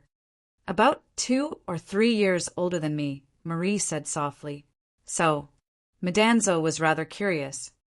What kind of illusion is it that makes you think that I'm your senpai's child? The girl said, Don't you know? I'm one of the survivors of the 38th impact. My time stopped at 15 years ago. So, time is indeed a bit unreal for me. Madanzo directly used the computer to search for information about the 38th impact. After the 38th impact, a special space was created. It covered an area of more than 30 kilometers. The people in this special space had always been living, but they lived in an area where time was very slow. They lived in this special space for less than a year, but 15 years had passed in the outside world. A way to break this special space was found not long ago, and this special group of people was reintegrated into today's society. So you're really an auntie? Madanzo looked at the girl named Marie, strangely. You're so annoying. My physical and mental age is also 16 years old, okay? It's just that our time is different. But I'm really gay. Madanzo looked at the sky and said. She was so straightforward with her words. The passionate Marie didn't seem to be discouraged at all. Instead, she lifted Madanzo up high and put her on her lap. Jinsei-kun, although Jinsei-kun is also very nice, a beautiful girl has her own benefits too. For example, isn't this very comfortable? It smells so good. But I'm still gay. The girl Marie said pitifully, Jinsei-kun, don't you have any longing for women? For example, those older, drunken big sisters who only wear shorts? Humph. Madanzo said disdainfully, how can a gay succumb to such low-level biological desires? What about those beautiful girls who have no relations? Marie continued to whisper in Madanzo's ear, beautiful girls with white skin like dolls who are at your mercy. Can you be more specific? Madanzo looked at the sky. For example, long silver hair and a small body that hasn't developed yet. Can you be more specific? Do you like the president of the student council? Marie narrowed her eyes. In my era, the president was the most popular girl on campus. After so many years, she's still the number one. What did you just say? Madanzo suddenly turned around. In your era, you're really attracted. Marie sighed. Sure enough, the lowly type is more popular. Is there no market for me anymore? I'm so sad. You said that the president of the student council is from the same era as you? How is that possible? Madanzo was stunned. Why is she still in the school? Marie was also stunned. The president is the president. She's always been the president. What's so strange about that? Strange? It didn't make any sense. However, the whole driving school thought it was reasonable. Madanzo couldn't help but tremble slightly. Marie's incredulous voice suddenly sounded. Jinsei-kun, why are you? Although I'm very happy with your enthusiasm. I've already said that you won't have room to use your hands. Madanzo shrugged and lightly flicked the girl's forehead. So sleep. Chapter 2267. Everything was recovering in an orderly manner, and it was recovering very quickly. The driver's school had also regained its liveliness in the past few days. The students were working hard to prepare for the summer celebration. Ludic originally thought that the students would be somewhat resistant to the restart celebration, but he didn't expect the students to be unexpectedly enthusiastic, because it was the celebration that everyone had been looking forward to. If it weren't for this incident, she would have gone on stage with me. If it weren't for this incident, she would have gone on stage with me. There were many stories about him and her. Suddenly, Ludic had a change of mind. If he didn't consider the incident, the threat of the messenger, the continuous pain, and the identity of the driver's backup, they were really a group of young boys and girls in their prime. He also put aside his identity as a descendant of the Sage family, didn't think about his special constitution, and didn't care about the angry thoughts in the depths of his heart. He used to be the headmaster of the capital of Freedom Academy, a serious educator. The principal's representative began to appear in the classrooms used for rehearsal and seriously guided the students' rehearsals. On one hand, it was to complete the A option. Since he chose A, he had to complete it even if he had to kneel down, right? On the other hand, perhaps he was really moved by the students' enthusiasm. Adults often collapsed in an instant. Adults were often moved in an instant as well. Oh, this principal's representative is not bad. Mary still persistently pestered her Mr. Shensi every day. Perhaps it was because Mr. Shensi really poked her XP. Medanzo was already used to this glasses lady's pendant. It seemed that no matter where it went, Mary could always accurately locate it. Therefore, it gave up resisting. Anyway, it was fine as long as this glasses lady didn't touch it. Recently, Medanzo also lacked communication with Yulia. She was very busy recently. She left early and returned late, but basically she was only in the dormitory and school. Meshi, the rescue team, doesn't need me anymore, so I can come back to class. Can I participate in the choir rehearsal? I can't resist the welcome from your classmates. Welcome back, Meshi. I heard that Yulia has been working hard for the driver's training. Is that true? You can ask her. Meshi didn't say anything. She stood in the middle of the students and earnestly rehearsed the song. Summer Fire. The pilot school had already started the preparations for the celebration. There were always figures of students who were busy until late at night shuttling back and forth in the school grounds. On the 8th day after the disaster in the second upper capital, it was the 8th day since Zhu Chu disappeared. Perhaps he had already died in the disaster, but his body had yet to be found every day apart from running into the cockpit of Songlei to slack off.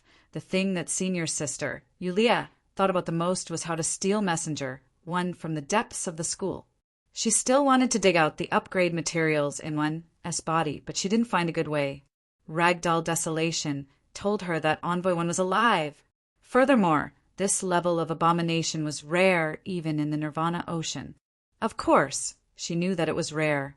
Even in the Void Dimension, how many people could encounter an active Void Azura?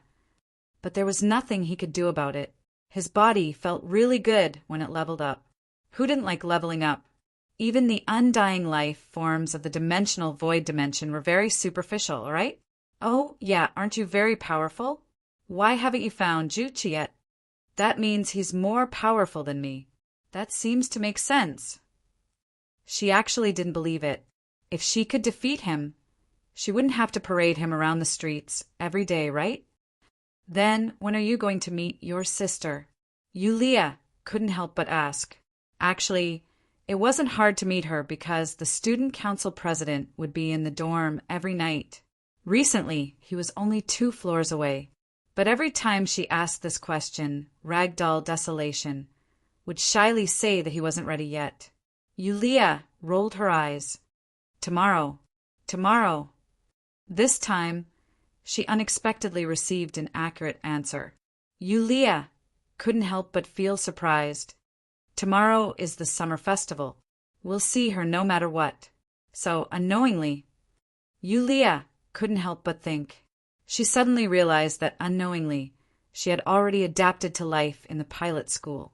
In fact, if it weren't for Ragdoll Desolation S appearance in Senior 11 S presence, she might have already forgotten where she came from. Whether it was her or Senior 11, the number of times they met could be counted on one hand. Moreover, they didn't talk about the pages. It was as if they originally belonged here. It was as if they had gradually assimilated into this place. Yulia suddenly shook her head vigorously, but her eyes gradually became confused. I've been corroded to this extent. Ragdoll Desolation looked at her appearance and couldn't help but shake his head, muttering, I'm also sleepy. Yulia, wake up, wake up. It's Ludic, teacher? She slowly opened her eyes and rubbed her head tiredly. How did I fall asleep here? Probably because you're too tired from training. Mr. Ludic smiled and said, After all, the most important thing is to familiarize yourself with Songlei. You worked too hard. Yulia said, I need to familiarize myself with Songlei as soon as possible. Otherwise, Second Shangjing won't be able to protect itself when the next impact occurs. Thank you for your hard work. Mr. Ludic patted her shoulder lightly, but you still have to balance work and rest. Today's training will end here. Tomorrow is the summer festival. You should have a good rest. Don't put too much pressure on yourself. I'll ask the driver to send you back. No need. I'll ride the bicycle myself. Yulia shook her head, yawned, and stretched. But I feel much better after sleeping for a while. Then, teacher, I'll go back first. Wait. Ludic. Sensei suddenly stopped her. Your doll. Ludic. Sensei picked up a black and white doll from the ground. Your doll. Yulia blinked and said subconsciously, I feel like I won't feel bad even if I throw this doll away. Is that so? Ludic. Sensei was surprised. But I see you carry it with you every day, even when you enter the cockpit. I feel like it's very important to you. Probably. Yulia took it and stuffed it into her backpack. Why did you stop? After school, Meishi and Shinji walked together. Shinji was staring blankly at the figure of a young girl pushing a bicycle under the setting sun. It's Yulia-san. Shinji said slowly, Is she done with her training? I rarely see her leave so early. Suddenly, Shinji felt a soft touch, and before he could react, his arm was already in Mary's embrace. The little boy's ears instantly turned red. Ma, Mary, why did you suddenly appear again? So Jinni-kun likes this kind of blonde girl. Looks like I'll have to dye my hair, Mary said with a sigh. Shinji said, What are you talking about? Mary said, faintly, It's no wonder.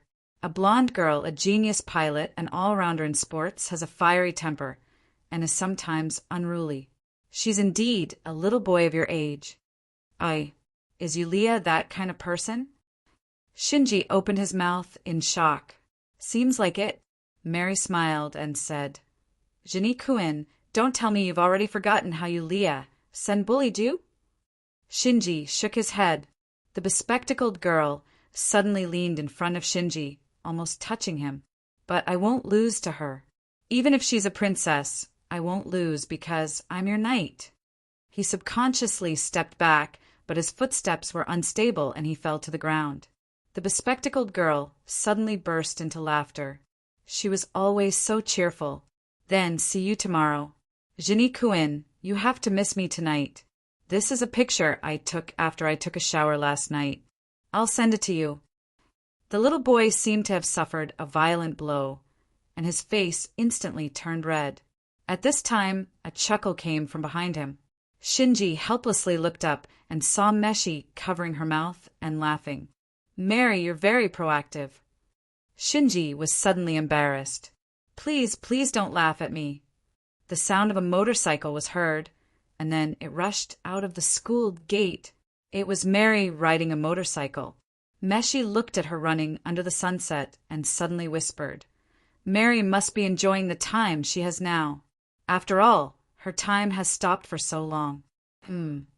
Shinji thoughtfully looked at his communicator. On the interface, there was a message from the bespectacled girl, and his eyes flickered.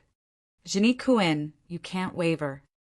Meshi patted his head and said in a big sister tone, You have to be clear about who you like. That's what a real man is. You don't have the privilege to have both of them. You're right, I choose to be gay. Shinji subconsciously sighed. Meshi's hand turned into a knife and chopped Shinji's head. She said in a bad mood, Don't be naughty, let's go. We still have to cook when we get back. Okay, the boy and the girl, the figures of the students, gradually moved away from the school gate. In an office on a certain floor of the teaching building, the afterglow of the setting sun was reflected on a pair of binoculars. A young girl with long silver hair was currently opening her mouth and biting into a freshly fried spicy steak. She ate and looked through the binoculars from time to time without any expression. Suddenly, the girl walked to the table.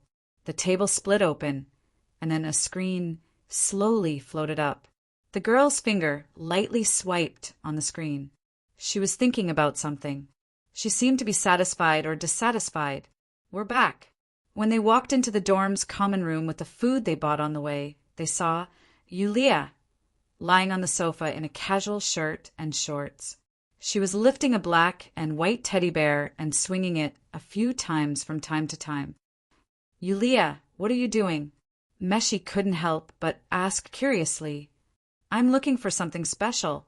Nothing special. Yulia shrugged, casually tossed the teddy bear to the side, and then rushed towards Meshi. I'm so tired today. I need to replenish Meshi's energy. I still have to cook. Stop messing around. Stingy. Meshi patted her head. Before I cook, I'll go upstairs and pack my clothes. Help me wash the ingredients, Yulia. Okay, Yulia replied weakly as she watched Meshi walk upstairs in disappointment. A figure walked past her, tiptoeing along the ground. Stop! Shinji's body froze. A long leg stepped on the wall, and the beautiful blonde girl instantly forced the boy against the wall. Trash, disgusting guy, you're pestering Meshi again today. Who do you think you are? He hugged his backpack and curled up in fear. Yulia pressed her finger against the boy's forehead and glared at him fiercely. I'll go back to my room first. The boy lowered his head and ran away. Yulia blinked in surprise, then rubbed her chin and muttered, Why does it feel so good? Is it so good to bully this guy? She immediately shook her head. Why wash the ingredients? Of course I'm going to ambush Meshi. The rooftop, the place to fight. She carried the laundry basket and pushed open the rusty door on the rooftop. The moonlight had just risen, and behind the fluttering clothes, there was the sound of a piano. Meshi passed through the laundry area and saw a black-haired young man sitting next to an old white piano on the rooftop. Zhu, classmate. The piano keys suddenly stopped, and the black-haired young man in front of the piano slowly turned his head and met her eyes. Meshi opened her mouth and subconsciously walked closer. It's really you. Zhu, classmate, it's great that you're fine. You've been missing for so many days. His finger suddenly pressed against the girl's lips, and her voice abruptly stopped. Close your eyes. Then he stood up and gently lifted the girl's chin. The girl's eyes flickered slightly, and her breathing became slightly faster. She closed her eyes subconsciously. She only felt that the touch of his finger gradually moved to her neck, collarbone. The skin that his slender fingers touched felt like a numbing electric current. Suddenly, there was a sharp pain. Meshi suddenly opened her eyes, which were hazy and chaotic. The slender fingers had already pierced her chest, and the palm seemed to want to take something out of her body. Meshi, I'm coming. Yulia's voice suddenly sounded. She's breathing stopped, and she instantly fell to the ground. She clutched her collar tightly and gasped for breath. She was still so shocked that she broke out in a cold sweat. Meshi, what's wrong with you? At this moment, Yulia quickly lifted the clothes that were hung up to dry. When she saw Meshi sitting on the ground, she hurriedly walked over. I seem to. Meshi murmured, "I saw a Jew classmate." Yulia looked around in confusion. There was no one. Chapter 2268. I didn't find him. Yulia returned to her dorm room with a frustrated expression. She had been riding her bicycle for more than half an hour already, but she still hadn't found any trace of Zhu. If it wasn't for Meshi insisting that she really saw Zhu, she wouldn't have even left her dorm room, let alone look for Zhu. You didn't find him. Meshi lowered her head thoughtfully. Could it be that Meshi misses Yukuin too much? Shinji suddenly said, but under the table, Yulia stepped on his foot right after he finished speaking. Shinji was in so much pain that he was sweating profusely. He was so scared that he didn't dare to say anything and continued eating. I'm a bit tired, so I'm going back to my room to rest. Just leave the food here. I'll clean it up later. After saying that, Meshi left the dining hall. Seiji and Seiji exchanged glances. Shinji hesitated for a moment before saying, Yulia-san, how about I clean it up for you? You should go rest as well. You've been training for an entire day, so you must be tired. There's no need for you to be so kind. Yulia sneered. What? Do you really think that you're the male lead just because you have two beautiful girls living with you? Put away your cowardly gentleness. It's worthless. Even if I want to find a man, I want a strong man. I didn't mean that. Tisk, even the one with glasses in class is better than you. That's too much. F***ck off. Yulia threw away her bowl and chopsticks and ran up the stairs. Shinji heaved a sigh of relief and soon curled up on the sofa. He was doubting himself. Was he really a cowardly and incompetent person? That didn't seem right. He casually grabbed the black and white plushie next to him. He remembered that this was the plushie that Yulia had been carrying around with her. Shinji reflexively gulped as he sniffed the plushie. Yep, it was Yulia's scent. He felt refreshed, and his gloomy mood was instantly lifted. What the hell? Shinji was startled, as if he had encountered a terrifying tiger or wolf. He immediately threw away the teddy bear and rubbed his forehead with a distressed expression. I'm not such a perverted and filthy person. I haven't opened the email from Mary. Should I read it? There was only one corridor light on in the room. Under the dim light, Meshi stood in front of the mirror. She took off her clothes and looked at herself in the mirror in a daze. The place where his hand touched was touched by Zhu's finger in that dreamlike illusion. That feeling as if it had pierced through his body, was it just his imagination? Was it really like what Lord Jinsey had said? Was it just that he was too concerned about her? I don't know. Subconsciously, she continued to touch it. Using that remaining touch, she imagined that what was in the mirror would be what would happen in that dream. She panted, and her eyes became hazy. It was a strange state. She was completely immersed in a rebellious feeling. Genius pilot, outstanding military achievements, approachable, beautiful, and strict. All these seemed to be far away from her. Under the perfect persona, a small desire was sprouting. Zhu.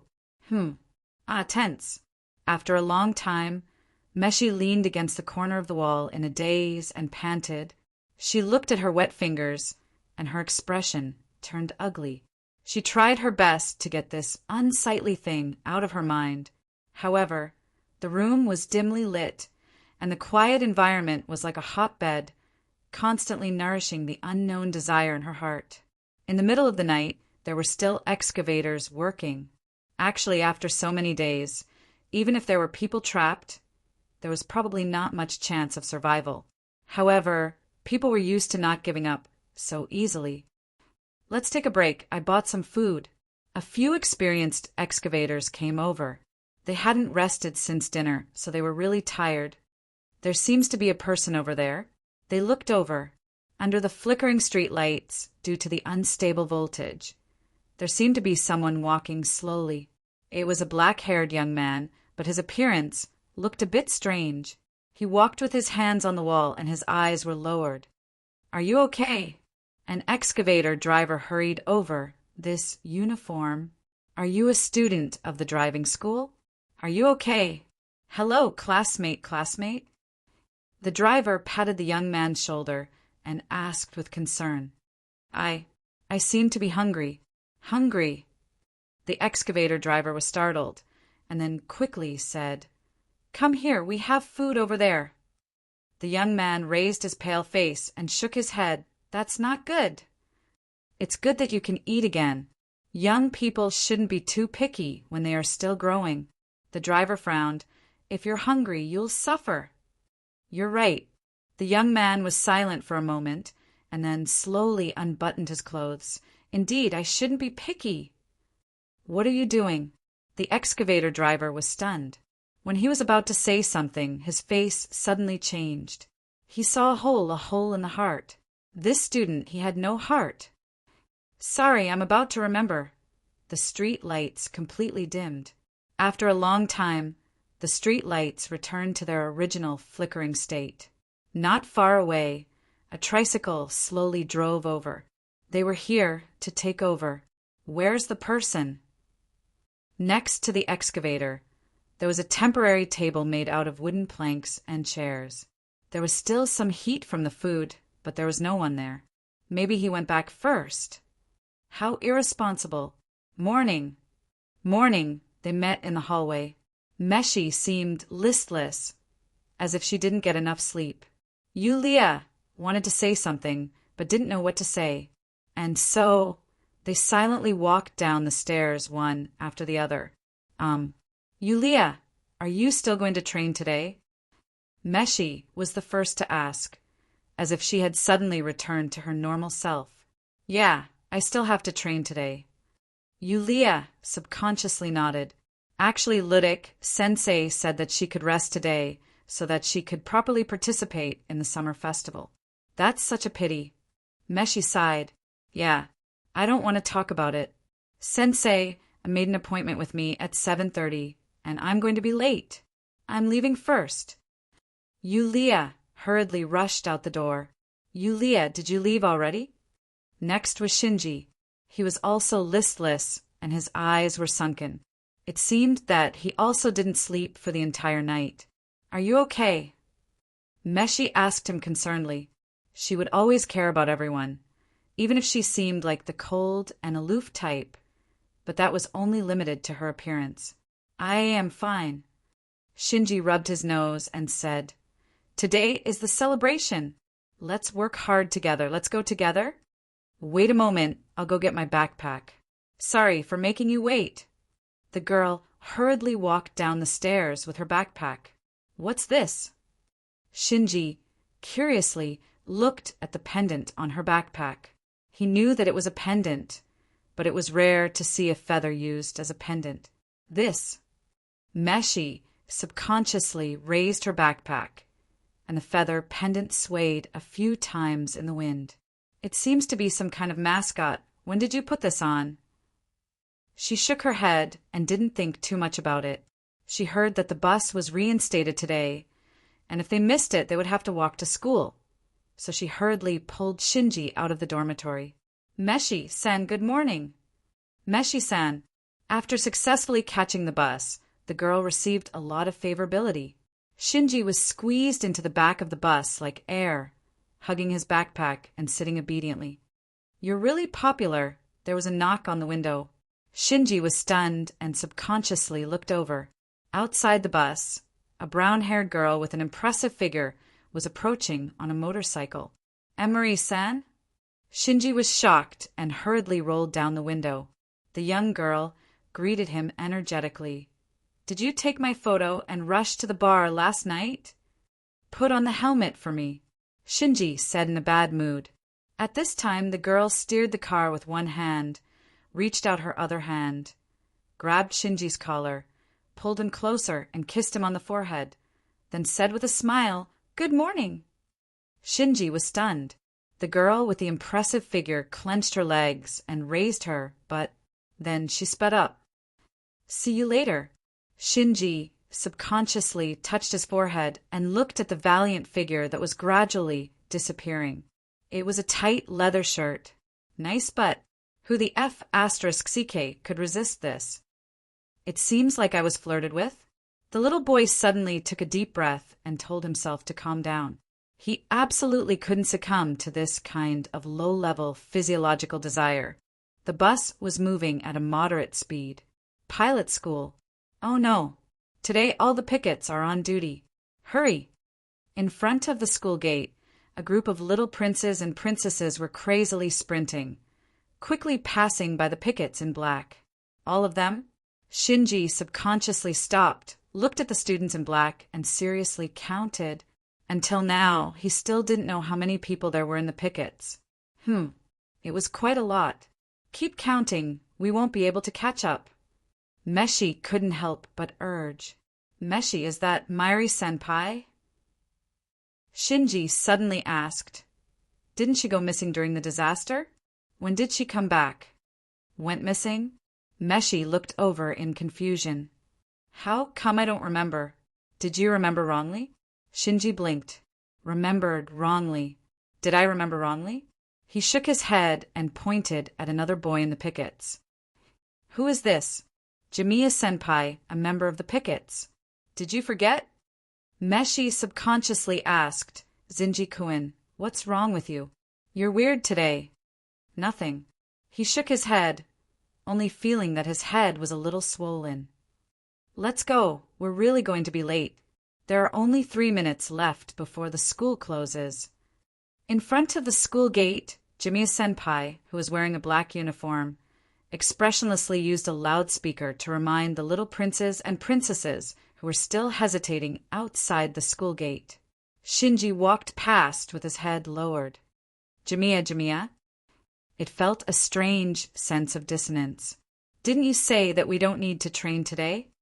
In the lounge of the underground training ground, Ludik-senpai looked at Yulia, who had arrived early in surprise.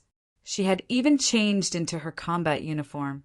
I'm not interested in participating in such children's activities. Yulia shook her head. In my eyes, you're not much older than them. Ludik-senpai smiled bitterly and said, You're also a child.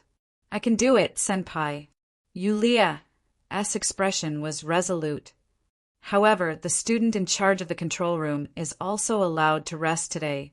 Ludik-senpai said helplessly. Even if you want to train, no one will help you. Change your clothes. Don't come down to the training ground today. Ludik-senpai shook his head. Perhaps I'll stand here and watch you change your clothes. Old man, scram. Ludik-senpai instantly smiled. Scram. I won't scram. I'll just close the door and leave directly. It seems that I really have to change my clothes and return to the surface. Yulia sighed helplessly. When she was packing her things, she couldn't help but frown. The moment the storage cabinet was opened, a black and white ragdoll bear was inside. When did I go out with it? Maybe not. I did go out in a hurry this morning. Yulia frowned, took out a towel from the locker, and closed the locker door. Nan Xiaonan. She suddenly turned around. The distance between her and the locker seemed to be shortened instantly. In her senses, she felt that the surroundings were spiraling and a calling sound came from the locker. Nan Xiaonan, who is it? Yulia frowned subconsciously. Nan Xiaonan. The sound continued through the air hole of the locker, like the calling of the devil. Her body trembled a few times. She approached the locker again and stretched out her hand. Nan Xiaonan. In the end, she didn't open the locker again. Instead, she retreated step by step as if she was afraid of something. She turned around and fled. Cold sweat instantly appeared. She ran in the outside passage with all her strength. However, behind her, there seemed to be a whirlpool crazily swallowing the path she had passed. At the end of the passage, there was a locker that constantly called out to her. Ah! She screamed and squatted on the ground in fear, covering her ears with both hands, until everything seemed to be calm again. Well, let me briefly remind you of what you need to do today. The speaker was the main person in charge of this celebration in the class. The back door of the classroom suddenly opened. The new driver, Yulia, walked in slowly with a gloomy face. Everyone looked at her at once. "Yulia, don't you have training today?" Meshi asked subconsciously. However, Yulia didn't seem to hear it. She went back to her seat silently. Just as she sat down, she suddenly stood up. Who put it here?" She screamed in horror and knocked down the table and chair behind her. She pointed at her seat in fear. "Yulia?" Meshi approached and patted Yulia's shoulder. Take it away. Take it away." Yulia grabbed Meshi's arm in horror. Her face was pale. "Quick, help me take it away." "But—" Meshi hesitated. "Yulia, there's nothing here." "No, nothing?" Yulia looked at her desk subconsciously. Impossible! There was clearly a black and white teddy bear sitting on the desk, smiling at him. It was smiling. Chapter 2269. It's nothing. It's probably because the training intensity has been too high recently. The person who spoke was a white-clothed beauty with short blonde hair. She was Muzo-sensei from the pilot school's infirmary. After that, Yulia suddenly fainted. It was the class committee member, Meshi and Shinji, who brought her to the school's infirmary. She's been working too hard recently. Meshi had a pained expression on her face. Yulia still hadn't woken up. She was currently lying on the hospital bed, and Muzo-sensei had just put her on a glucose drip. "She needs to rest," Muzo-sensei said calmly. "Let her stay here. I'll take good care of her.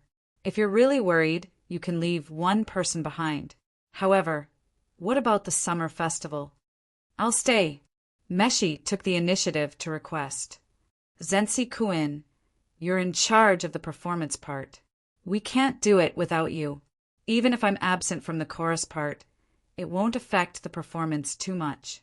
"Okay." Muzo-sensei brought a pot of hot water into the infirmary. In the infirmary, Meshi met her eyes. Speaking of which, it was her first time entering the school's infirmary because of Yulia's fainting.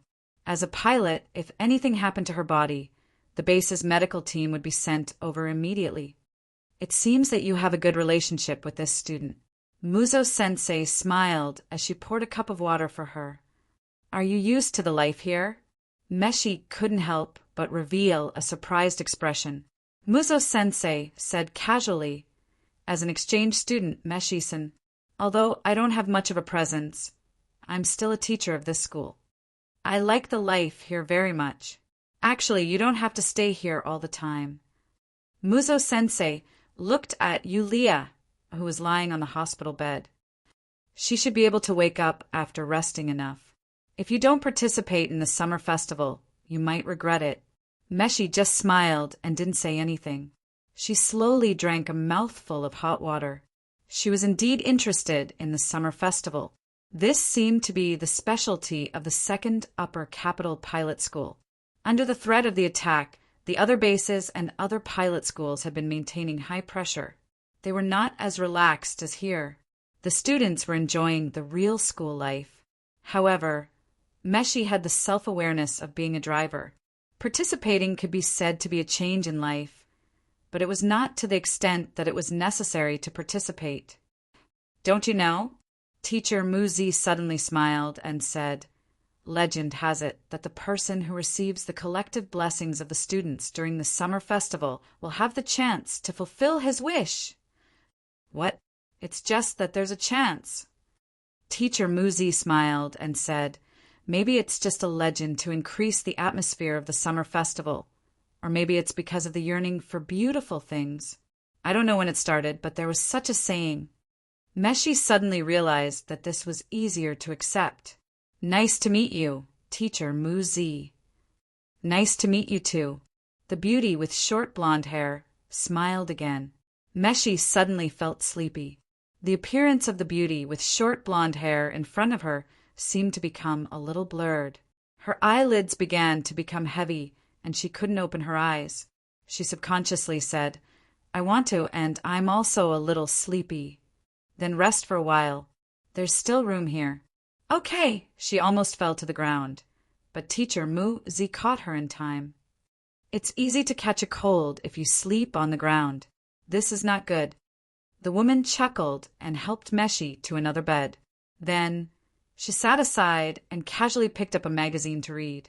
After a while, the door of the infirmary slowly opened. 2 men wearing masks entered. Teacher Muzi looked at the watch on her wrist and said indifferently, "We're 3 minutes late." "Today is the summer festival." One of the men quickly said, "Where are the people?" She pointed at the bed next to her. The 2 men walked closer and smiled.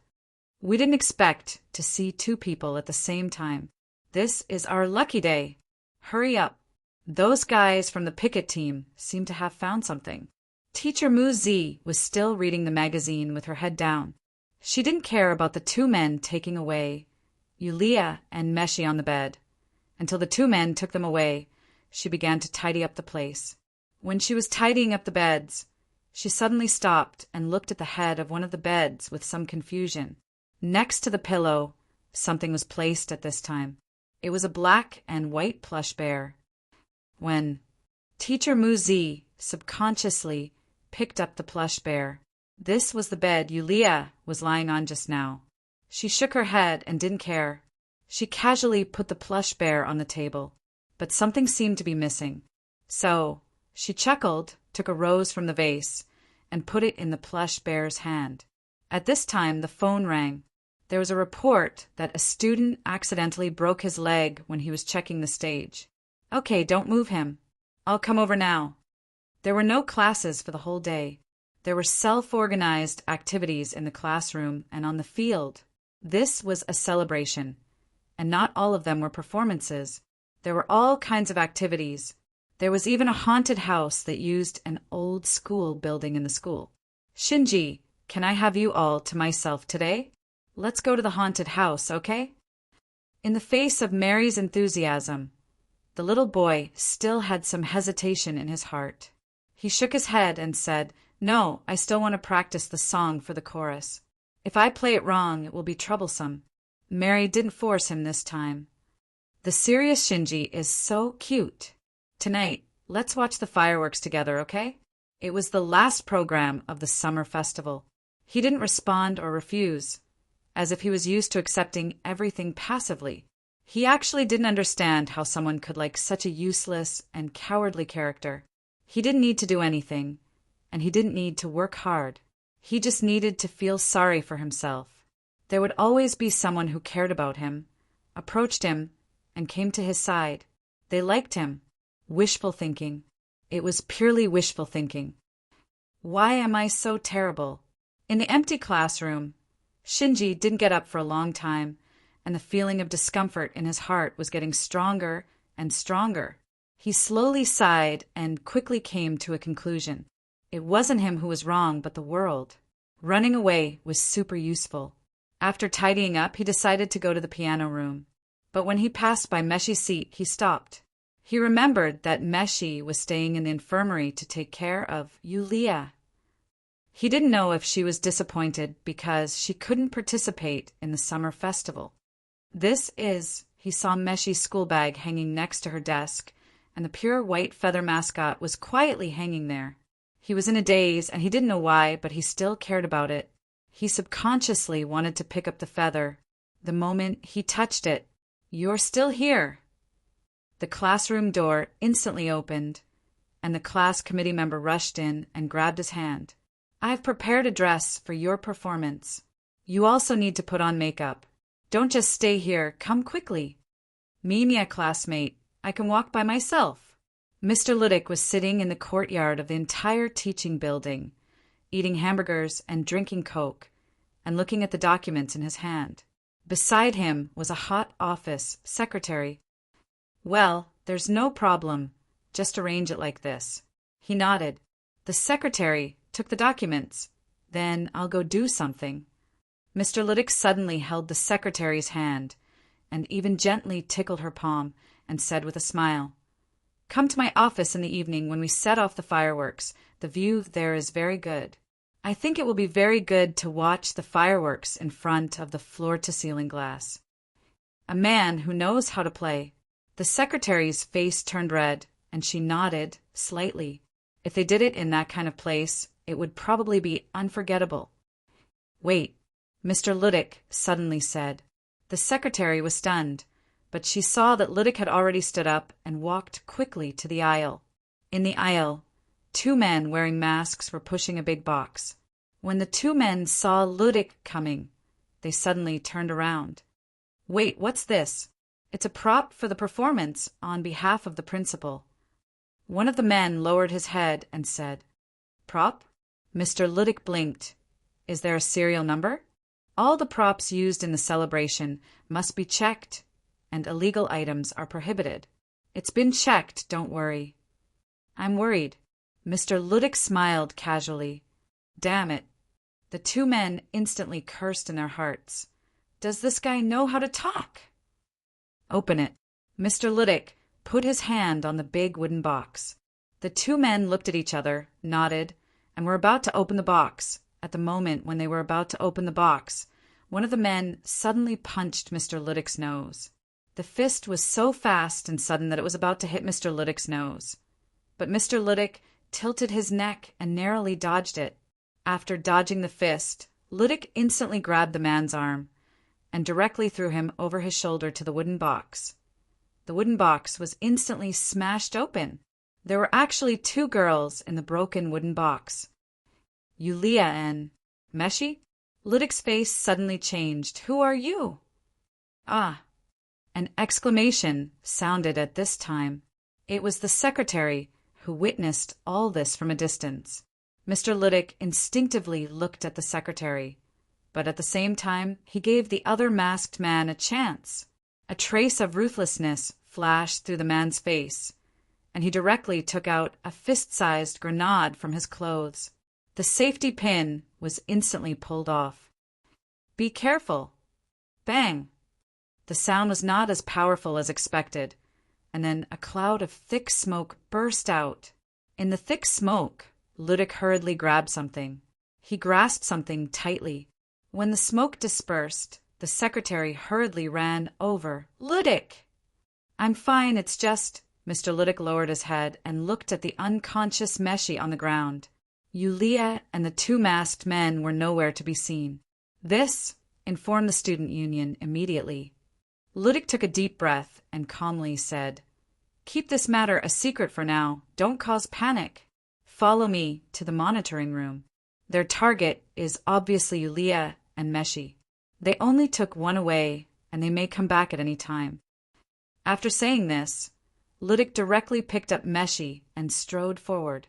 Outside the driver's school, in a civilian house, it was a complete blank. On the rough concrete floor, a messy communication device was built randomly. The radio waves on the screen flickered, and a low and slightly angry voice sounded. "Why, Yulia? The current situation is very urgent. We only took one away and didn't see clearly. Yulia is also a driver of Tsanglei. I want Meshi. We've been exposed, and the school will definitely be on guard. Forget it. Don't create more problems." "Then what about Yulia? Bring her back first. It's better than nothing. She may be useful for other things. As for Meshi, I'll think of another way. Don't forget our purpose." The two masked men suddenly looked solemn, clenching their fists and covering their chests. "For the gate of the new world!" In the driver's school park, in the snack stall area, a silver-haired girl with a black-eye mask was sitting in front of a stall selling fried steak. The temporary table was already full of food. "President, do you think we can't recognize you like this? Forget it, as long as you're happy. This stall was set up for you." A student in a black school uniform who was frying the steak couldn't help but smile bitterly. Indeed, this kind of marinade was made with special chili. How could ordinary people like it? Are you afraid of chili? Therefore, even though they knew the president was here, no one came to try it. In the lively snack stall area, this place was deserted. "Can I have one?" "Oh, okay." The stall owner nodded subconsciously and saw a student wearing a fox mask. The mask should be bought at another stall area temporarily. The workmanship was a bit rough. Although he was wearing a mask, there was nothing surprising about it. let alone a mask. There were several boys wearing swimsuits in the parade today. The student celebration was lawless. But this thing is very spicy. Can you stand it? The stall owner kindly reminded. I'll do my best. Okay, please wait a moment. The stall owner nodded. At this time, the boy wearing the fox mask walked to the table next to the president and sat down directly next to her. The stall owner glanced at him and confirmed that this was a guy who was not afraid of death. Just wait for the registration of the anorectal department. He decided to add some seasoning to the steak. She sat with him. The silver-haired girl blinked her eyes, seemingly puzzled, and naturally reached out her hand, wanting to take off the fox mask on the boy's face. You can't take it off, he suddenly said softly. The silver-haired girl tilted her head, looking puzzled. I've thought about it. He seemed to have a smile. If you take it off, I'll disappear. The silver-haired girl was stunned, and her outstretched fingers suddenly trembled. He smiled again and said, Today I'll accompany you. Chapter 2270. Hand in hand. Then there was an incredulous look and shocked exclamation. That seems to be the president. That was the president. The black hollowed-out eye patch that looked like a toy didn't hide any of his attributes. It wasn't strange to run into the president in school. Even though the frequency of them running into each other wasn't high, it felt like there would always be a time when they would run into each other. The one holding the president's hand. Who is it? I don't know, but it feels like we don't dare to ask. They held hands and strolled in the school. Gradually, the exclamations disappeared. Gradually, they were like two students strolling around. Even if they met face to face, there was no surprise. Is this all? He suddenly asked curiously. The silver-haired girl nodded silently. I am usually like this. He looked around and whispered, You are always not by their side, but you are always in their heart. Because I am the coordinate. The silver-haired girl was expressionless, and her eyes were gray. So, they will not be lost.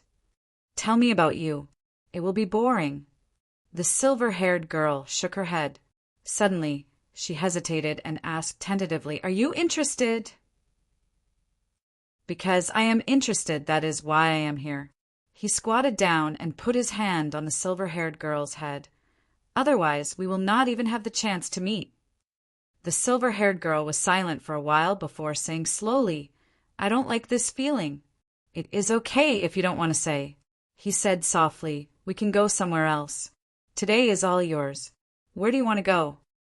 The silver-haired girl thought about it, pulled his sleeve, and pointed at the sign in front of them. Still in shock, it was a special program, the billboard of the haunted school. At this time, many students had gathered their courage and walked toward it. Faintly, there seemed to be some weak screams coming from afar. A haunted house, he thought. Can't we? The silver-haired girl asked with some uneasiness. Let's go. Where is this? Meshi woke up, but she found that she was no longer in the infirmary. She was in the headmaster's office, and the headmaster's substitute, Mr. Ludick, was looking at her. You fainted. Do you remember what happened before you fainted? Ludick asked directly. Meshi frowned in confusion. Her eyes gradually became clear as she said in a deep voice, Mr. Ludick, did something happen? I should be feeling very sleepy after drinking the water that teacher Muzi gave me. What time is it now? Someone kidnapped you and Yulia. I only had time to save you. Yulia is already gone. Ludick also frowned. You mean teacher Muzi? Meshi nodded. Help me call teacher Muzi in the healthcare room. Ludick pressed the button on the desk. Tell her that I need to talk to her and ask her to come to the principal's office. You should find Yulia as soon as possible, Meshi said in a low voice. We are already doing it, Ludick said seriously. The student union is also taking action. I also informed the people in the Defense Institute, but we can't make it public. Obviously, someone is planning something to cause chaos in the school, which will only make us more passive.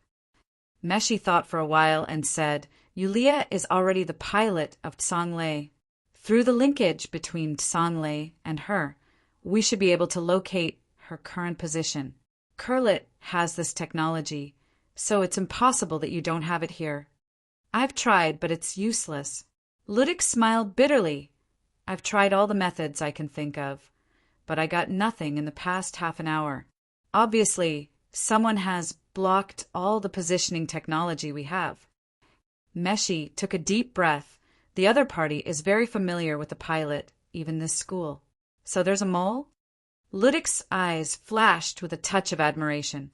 According to the information he had, Meshi and Yulia should be very close friends. His friend was taken away, but he was still able to calmly analyze the situation and didn't act rashly.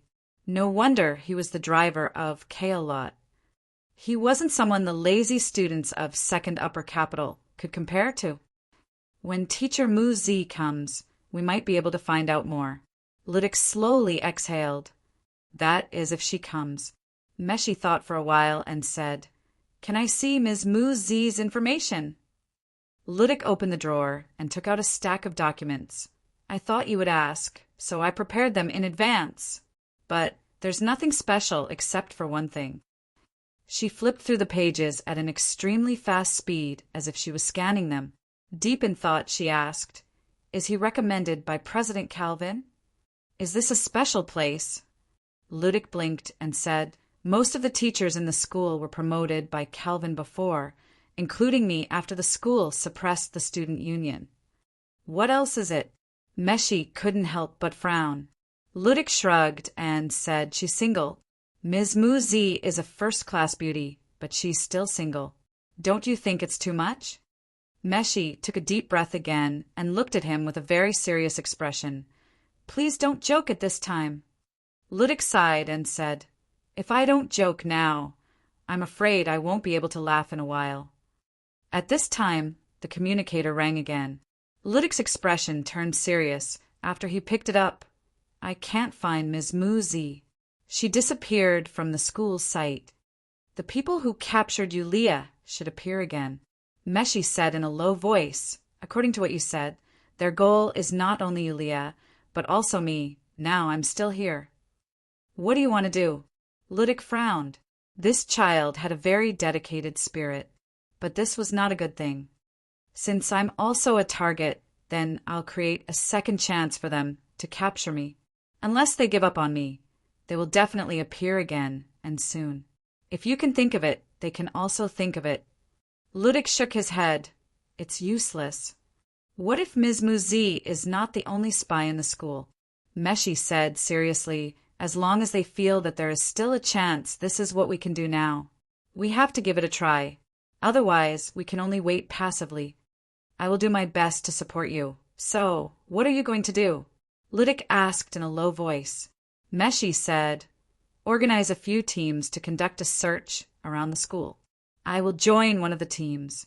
These teams will not only have people from the student council, but also people from the defense station."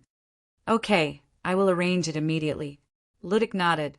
It was Meshi's turn to frown. "You can really order the student council? It's very hurtful to say that." Ludik shrugged and said, "This is called communication, okay?" Meshi was suspicious but did not say anything. "What is this?" At the entrance to the haunted school, the boy with the fox mask was looking curiously at the silver-haired president with a black eye mask. The silver-haired girl was holding 2 tags in her hands. "Oh, and X. Comment." The girl was very direct. And then he asked with more curiosity. The silver-haired girl thought about it and said, "Scary leave." "Not scary stay." He was shocked, and then he chuckled. Since it's a haunted house, if it's not scary, wouldn't it lose its original meaning? The silver-haired girl raised her head seriously. Haunted house, love element, 8 points, the meaning of a haunted house. Screams came from the old school, accompanied by the howling of the wind. It was like a monologue from the haunted house itself. "Haunted house, me? Then are you afraid of ghosts?" he asked with curiosity. The girl thought about it and then slowly raised one of the tags, the X tag. But even though the girl's thought process was strange, he could easily accept it, or perhaps let it be. I didn't expect to be able to work together with Miss Meshi. It's my honor, the girl said with unusual dignity. She was indeed a very dignified person. The vice chairperson of the student council's police force, Millet. Let's not waste time, Miss Millet, Meshi said in a hurry. Even though our mission this time is to lure the enemy out, we need to act like we are fully focused on the search, understand? Don't worry, we will cooperate with you. Millet nodded seriously. We will try our best not to slow you down. Slow me down? Meshi was a bit dazed. She shook her head and said, I feel like I have worked with you before. I even have a feeling that I can leave my back to you. Millet opened her mouth in surprise and said with a hint of surprise, Is this encouragement? Let's just say it is. Meshi said as she quickly loaded her pistols. She stuffed one in the pocket of her skirt and another behind her waist. She only used tranquilizer bullets, which could hurt but not kill. Move! The old school building. It was limited to one experience, and at most 4 people could go together. He and the silver-haired girl's companions were a pair of boy and girl who had a vague feeling. The boy was flamboyant and the girl was shy. Along the way, she held the boy's arm tightly. The boy walked in front and talked loudly, commenting on the staff members who appeared from time to act as ghosts. It seemed that he had done his homework. The silver-haired girl carried 2 tags along the way, but she didn't raise them even once. Perhaps because the next part of the road, the corridor leading to the dance studio, was too long and too quiet, the boy couldn't help but say, You know, the haunted house of the summer festival is actually a tradition. The girl was surprised. Is it? It didn't happen last year? The boy smiled and said, Because it suddenly stopped for a few years. You just entered the school this year, so you don't know. I heard it from the seniors who have already graduated. The girl asked curiously, Why suddenly? The boy's voice suddenly became low, and his face was solemn. He said, Seriously, I heard that there was an accident that year. There was a couple like us who insisted on going to the dance studio in the end. In the dance studio, it was said that a girl's ghost lived there.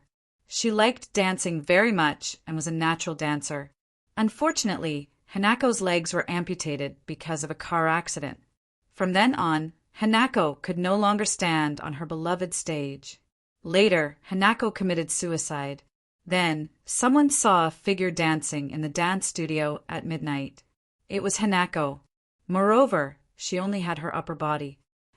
The road leading to the dance studio was dark, and the old wooden corridor made squeaking sounds because of the footsteps. The girl subconsciously held the boy's arm tighter. The boy continued. Hanako wanted a pair of legs that could let her stand up again. She liked the girl's legs, so she appeared in front of the couple. It was this corridor. Don't say it. The girl was even more scared. The boy chuckled, but continued. At the end of the corridor, there was a figure half shorter than a normal person. Hanako didn't have legs, so she could only lie on the ground. She crawled and crawled all the way. There were 2 bright red bloodstains on the floor, which were the blood from her amputated legs. Don't say it, okay? The girl said in a trembling voice, Give me your legs. The boy suddenly became crazy, and his face was ferocious. He directly grabbed the girl's legs with both hands. Give me. Ah! The girl screamed, and in an instant, she left the boy and ran forward in fear. The boy was dumbfounded at this time and felt that he had gone too far, so he was stunned on the spot. The boy sighed, looking at the other 2 companions behind him, the boy with the fox mask and the girl with the silver hair. He scratched his head awkwardly. It seems that I went too far. I'll go find her. Seeing that his companions were indifferent, the boy shook his head and walked quickly to the depths of the corridor. The girl with the silver hair was still expressionless, but she took the initiative to hold his hand and walked forward along the boy's path. They seemed to hear something. It sounded like the sound of someone falling to the ground. The wooden floor, a thud. The boy with the fox mask and the girl with the silver hair quickly caught up with the boy in front of them. They saw that the boy had fallen to the ground and was frightened. On the road ahead, in the depths of the corridor, a short figure was slowly crawling out. It was the girl who was scared away. The girl was crawling on the ground, crawling, crawling, crawling all the way. The girl's legs were broken, and there were 2 bright red bloodstains on the wooden floor along the way. Ah! The boy suddenly screamed, rolling and crawling to escape with all his might. The girl continued to crawl with a pale face and messy hair like a ghost. Finally, the girl crawled in front of the girl with the silver hair. She stretched out her withered hand and suddenly grabbed the girl's leg. "Give me your leg!" she made a sound, but her lips were suddenly blocked by something. It was a wooden sign with the word X. The girl blinked and let out a rather cute sound of surprise. President, failed. What's wrong with you? It's obviously super scary. The girl crawled to her feet. Everything around her was a trap. Everyone in front of us was scared out of their wits. President, did you read the script? The girl with the silver hair just shook her head slightly, and at the same time, she put away the X sign. How is it done? The boy's voice came from behind. I screwed up. The girl sighed. They were actors, the actors who organized this haunted house, the legendary Atmosphere group. Every time, 4 people experienced it, but in fact, only 2 students really experienced it. The dance studio at the finish line was the backstage of this project. A group of students changed into different costumes here. The gun salute sounded to congratulate the 2 people who had successfully reached the finish line, the boy with the fox mask and the president with the silver hair girl. The boy introduced himself. He was the main planner of this haunted house project. This was his last year in school, and he was about to graduate. Leader, I'm going to the next wave. The girl and another boy changed into different costumes and left the dance studio. You should take a rest. You've been busy. The boy just smiled and didn't say anything. When only the boy and the victory duo were left, the boy begged, "Please don't tell anyone about this, or else the haunted house in the afternoon won't be able to continue." The girl with the silver hair nodded slowly and then asked, "Why?" The boy couldn't help but be stunned. "What why?" The girl with the silver hair said, "The haunted house this year." "Isn't it because I'm overage and have to leave school?" The boy opened his mouth, thought about it, and said, "Maybe it's because I want to leave something behind before I leave." Actually, not many people know about the supernatural of this dance studio. The girl with the silver hair didn't say anything, but she slowly raised the O sign in her hand. "President, you've graduated. Congratulations." So, the boy raised his head, and in a moment of shock, his face gradually relaxed and gradually disappeared until it finally disappeared. "Thank you. You're welcome." The girl with the silver hair smiled. The boy with the fox mask took one last look at the dance studio and asked slowly, "Are we leaving?" In the corner of the dance studio, there was a picture of the boy and another girl. "Hanako?" He asked softly. "Yes." The girl with the silver hair nodded. Chapter 2271. Failed. Many disappointed faces walked away. Before they knew it, they had already walked through half of the park. The only one who passed was the boy in the haunted house's dance studio. "I'm tired." The silver-haired girl looked at the boy in the fox mask and said, although she was expressionless, she looked pitiful, like a cat silently waiting in a cardboard box at the corner of the street. "Rest here," he said softly.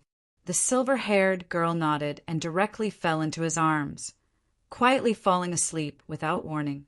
Looks like there aren't any useful clues here.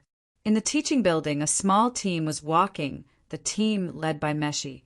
As for the vice chairman of the picket team, Millet, she was only here to support. "This seems to be Miss Meshi's class." Millet stopped and looked into the classroom. There was no one in the classroom. "Yes." Meshi nodded and directly walked into the classroom. After a simple inspection, she finally returned to her seat and stomped her feet. What is this? Mi-lei walked closer and saw Meshi pick up a pendant from her bag, a white feather. It's just a mascot. Meshi shook her head and directly took off the pendant and put it into her pocket. Let's go to the next place. We've discovered Miss Mu-zi's whereabouts. At this moment, the communicators in their ears suddenly rang. Mi-lei narrowed her eyes and chuckled. As expected of a mascot, luck is about to come. At this moment, the beauty with short blonde hair casually appeared on the platform of the teaching building. Her hands were in the pockets of her white lab coat, and she had a faint smile on her face. The heels of her shoes were rhythmically hitting the floor. She suddenly stopped and looked to her left and right. The students in black uniforms, as well as the reinforcements from the defense post, walked out one after another. Miss Mu-zi, please allow yourself to be arrested. Now, you are suspected of kidnapping the driver. Please cooperate with the investigation. The speaker was the student picket team's chairman, Jamia. Just to cooperate with the investigation? The beauty with short blonde hair chuckled and slowly took out her hands from her pockets. Stop! A member of the defense station raised the tranquilizer gun in his hand. Don't be so nervous. I will cooperate with you. The beautiful woman with short blonde hair smiled slightly, but she took out a cigarette box and a lighter and lit one. After all, I didn't plan to escape. Besides, there are so many of you can't escape, right? Take me to the one who can make the decision. Jamia frowned and said directly, please restrain her first. Everyone, we've caught the culprit. Currently, Senior Jamia is bringing Miss Mu-zi to the principal's office. The members of Meshi's team were on their way to the scene, but they received a notification that they had successfully captured teacher Mu-zi. So fast. Meshi subconsciously stopped in his tracks. I think it's because there's no resistance at all. While Mi-lei understood the situation, she said, originally I was going to bring it to the president, but the president instructed that everything today will be handed over to Principal Liddick, so let's go to the principal's office, Meshi said directly. At that moment, 4 or 5 students walked over, and one of them called out to her, Meshi? And Mairi-senpai? Why are you? Shinji-san. Meshi frowned. She quickly gave Mi-lei a look and walked forward. You are the one. Why are you here? Shinji scratched his head and said, I was caught to change my clothes and put on makeup. My plan to practice before the performance was ruined. Ha! Another bespectacled boy hurriedly said. Meshi-san, shouldn't you be taking care of Yulia in the infirmary? Why are you here? Is Yulia all right? I have something to do, so I came out. Meshi said indifferently, Mairi-san, I'm sorry, but I'm afraid I won't be able to attend the class performance. The student council needs my help with something. Mairi-san looked at the black-clothed students behind Meshi with a hint of awe. Go, we'll work hard for your share. Is it okay? Shinji asked hesitantly, you really can't attend? You've been training for a long time. Meshi grabbed Shinji's hand. Take it with you. I'll also participate in this mascot. After saying that, Meshi turned around and quickly left with the black-clothed students. Meshi-san is really valiant, as expected of an official pilot. Zinji-kun, it's really enviable that you can live together with Meshi-san. Shinji-san? He saw that Shinji seemed to be a bit off, and he froze on the spot while looking down at his hand. On his hand, there was a feather pendant. I didn't expect it to come back to me. He muttered, this kind of karma. Shinji, are you okay? Xiangjie asked with concern. Something's wrong. Shinji suddenly chuckled. I suddenly remembered that I have something urgent to do, so I need to leave for a while. What? Xiangjie frowned. It's almost time for the public performance. At this time, I'll try to come back as soon as possible. Shinji quickly said that's all. Also, Yulia told me that she'd be more willing to accept you than me. That's why even a four-eyed otaku has a future. After all, This world is full of evil intentions. What? The door to the headmaster's office opened instantly. There were quite a few people inside. Apart from Ludic, who was in charge, there was also Jimia, who was the chairman of the picket squad, 2 students from the picket squad, a few men from the Defense Institute, and teacher Muzi. The beautiful woman with short blonde hair was sitting on the sofa while holding a cup of coffee under everyone's gazes. Meshi was about to speak, but Ludic shook his head lightly. She said that she would wait for you. It seems that everyone is here. Muko-sensei put down her cup. I know where Yulia is, and it's easy to let her go. We just need to exchange Meshi for her. Everyone's expression changed slightly. The officer from the Defense Institute frowned. Do you know what you just said? Meshi-san is the official pilot of Kurlit.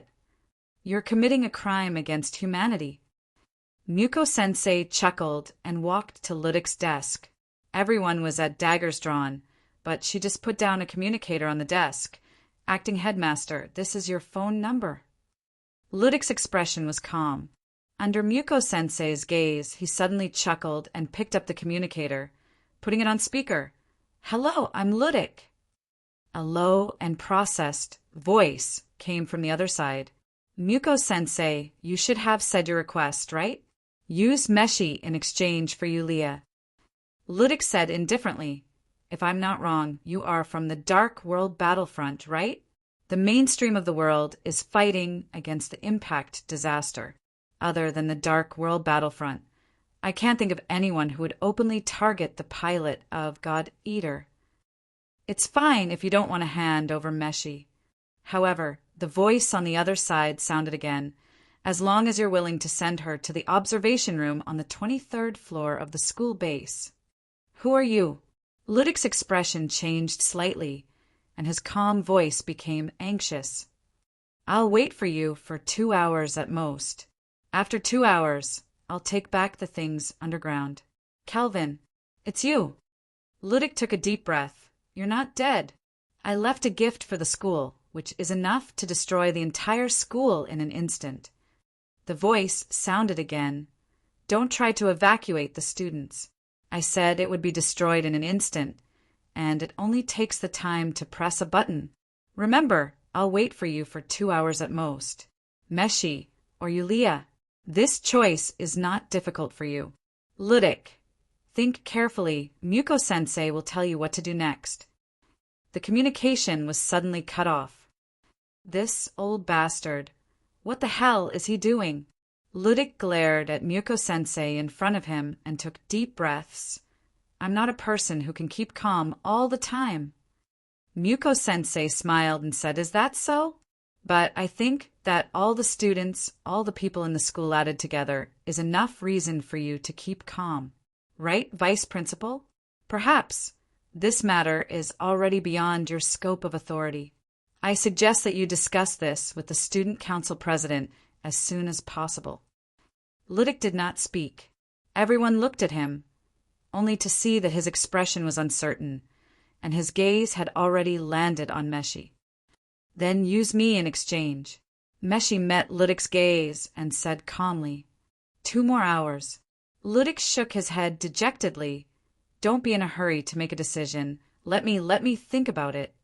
Jamiya, where are you going? Miss Millet suddenly called out. This matter is already beyond the scope of the vice principal's authority, the chairman of the picket team said calmly. This concerns the entire school. I have to report to the president. Millet, stay here and watch over them at all times. I understand. He directly left with his people. Ludic sighed slowly. Please find a place to entertain Muko-sensei. I want to think about some things alone. Also, Meshi, stay here. I have something to say to you. They did not go far. They were actually still outside the vice principal's office. Meshi looked at the silent Ludic and frowned. Using me in exchange for Yulia only means that their real target is me. So I can understand the exchange. But what does it have to do with the underground observation room? I knew you would ask. Ludic smiled bitterly. They are also curious. Meshi said calmly, What is in the observation room? I'm afraid it's something you don't want to know. Ludic sighed slowly, but waved at Meshi, indicating for her to come closer to do her work. The moment the girl came closer, the floorboards started to sink. Meshi did not panic, only watching all this happen vigilantly. The floorboards continued to sink, and in a short while they were already deep underground. Today it was a little difficult to find the president. Other than confirming that the president was in school, Jimia did not have a good way to directly contact the president. Jimia could only go directly to the office of the president of the student union, hoping that she was tired from playing and had come back early to rest. However, the moment the office door opened, he saw an unfamiliar figure. "Who are you? Why are you here?"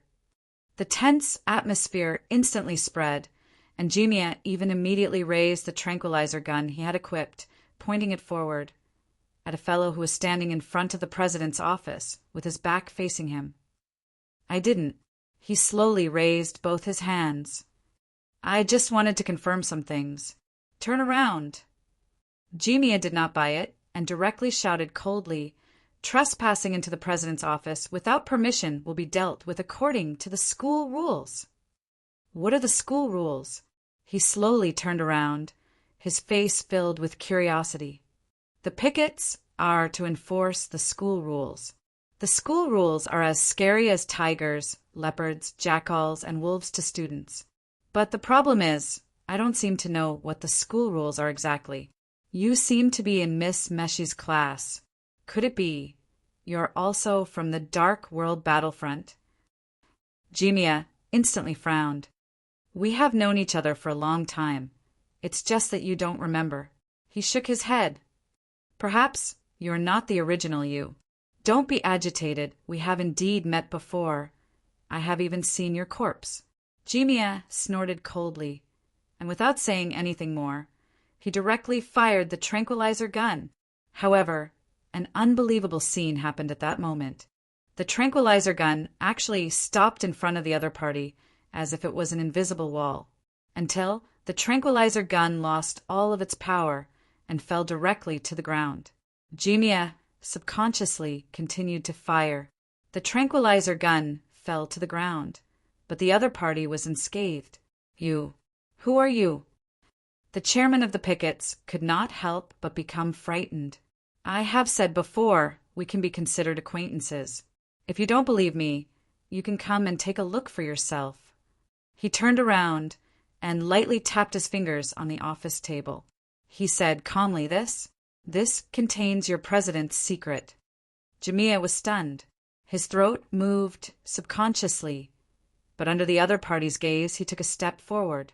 After taking the first step, Jimia gritted his teeth and quickly walked in front of the table. He lowered his head and looked down. "What is this?" Jimia instantly sucked in a breath of cold air. The entire table was shockingly a huge screen, and on the screen there were actually many portraits of people. They were all teachers and students from the pilot school. His own portrait was also among them, and it had a red background. Here, there were only two kinds of backgrounds, blue and red. Most of them were red, and there were only a few blue ones. Counting them all, there were only about 40 to 50 of them. This is probably some kind of management system that manages the entire school, or even the entire second upper capital city, or even everyone in this world. Its voice was low. "This is just one of the sub-interfaces. Management." Jimia's voice trembled. It said expressionlessly, "Maybe it is fate, but not necessarily. Through some kind of inducement, a certain kind of method is achieved." "Why, Senior Jimia, don't options appear in front of you now?" "How can you?" Jimia's expression instantly changed, and he looked at the other party in fear. He heard it say faintly, "At first, I thought that only a few of us were special, and that options would appear. Only now did I realize that not only us, but everyone here has options. From the moment we stepped into this world, everyone is under control." "You," it looked up at Jimia, "even if you die, you can be dug up again like you." "I'm already dead?" Jimia's gaze was aghast, and he felt powerless all over. although a wave of dizziness came over him, causing him to lose his footing, and he instantly collapsed onto the ground. At the same time, on the interface of the table, the red-framed avatar representing Jimia instantly flickered, and a notification of unknown error appeared. Madanzo looked at it silently. Jimia suddenly clutched his head, revealing an extremely pained expression.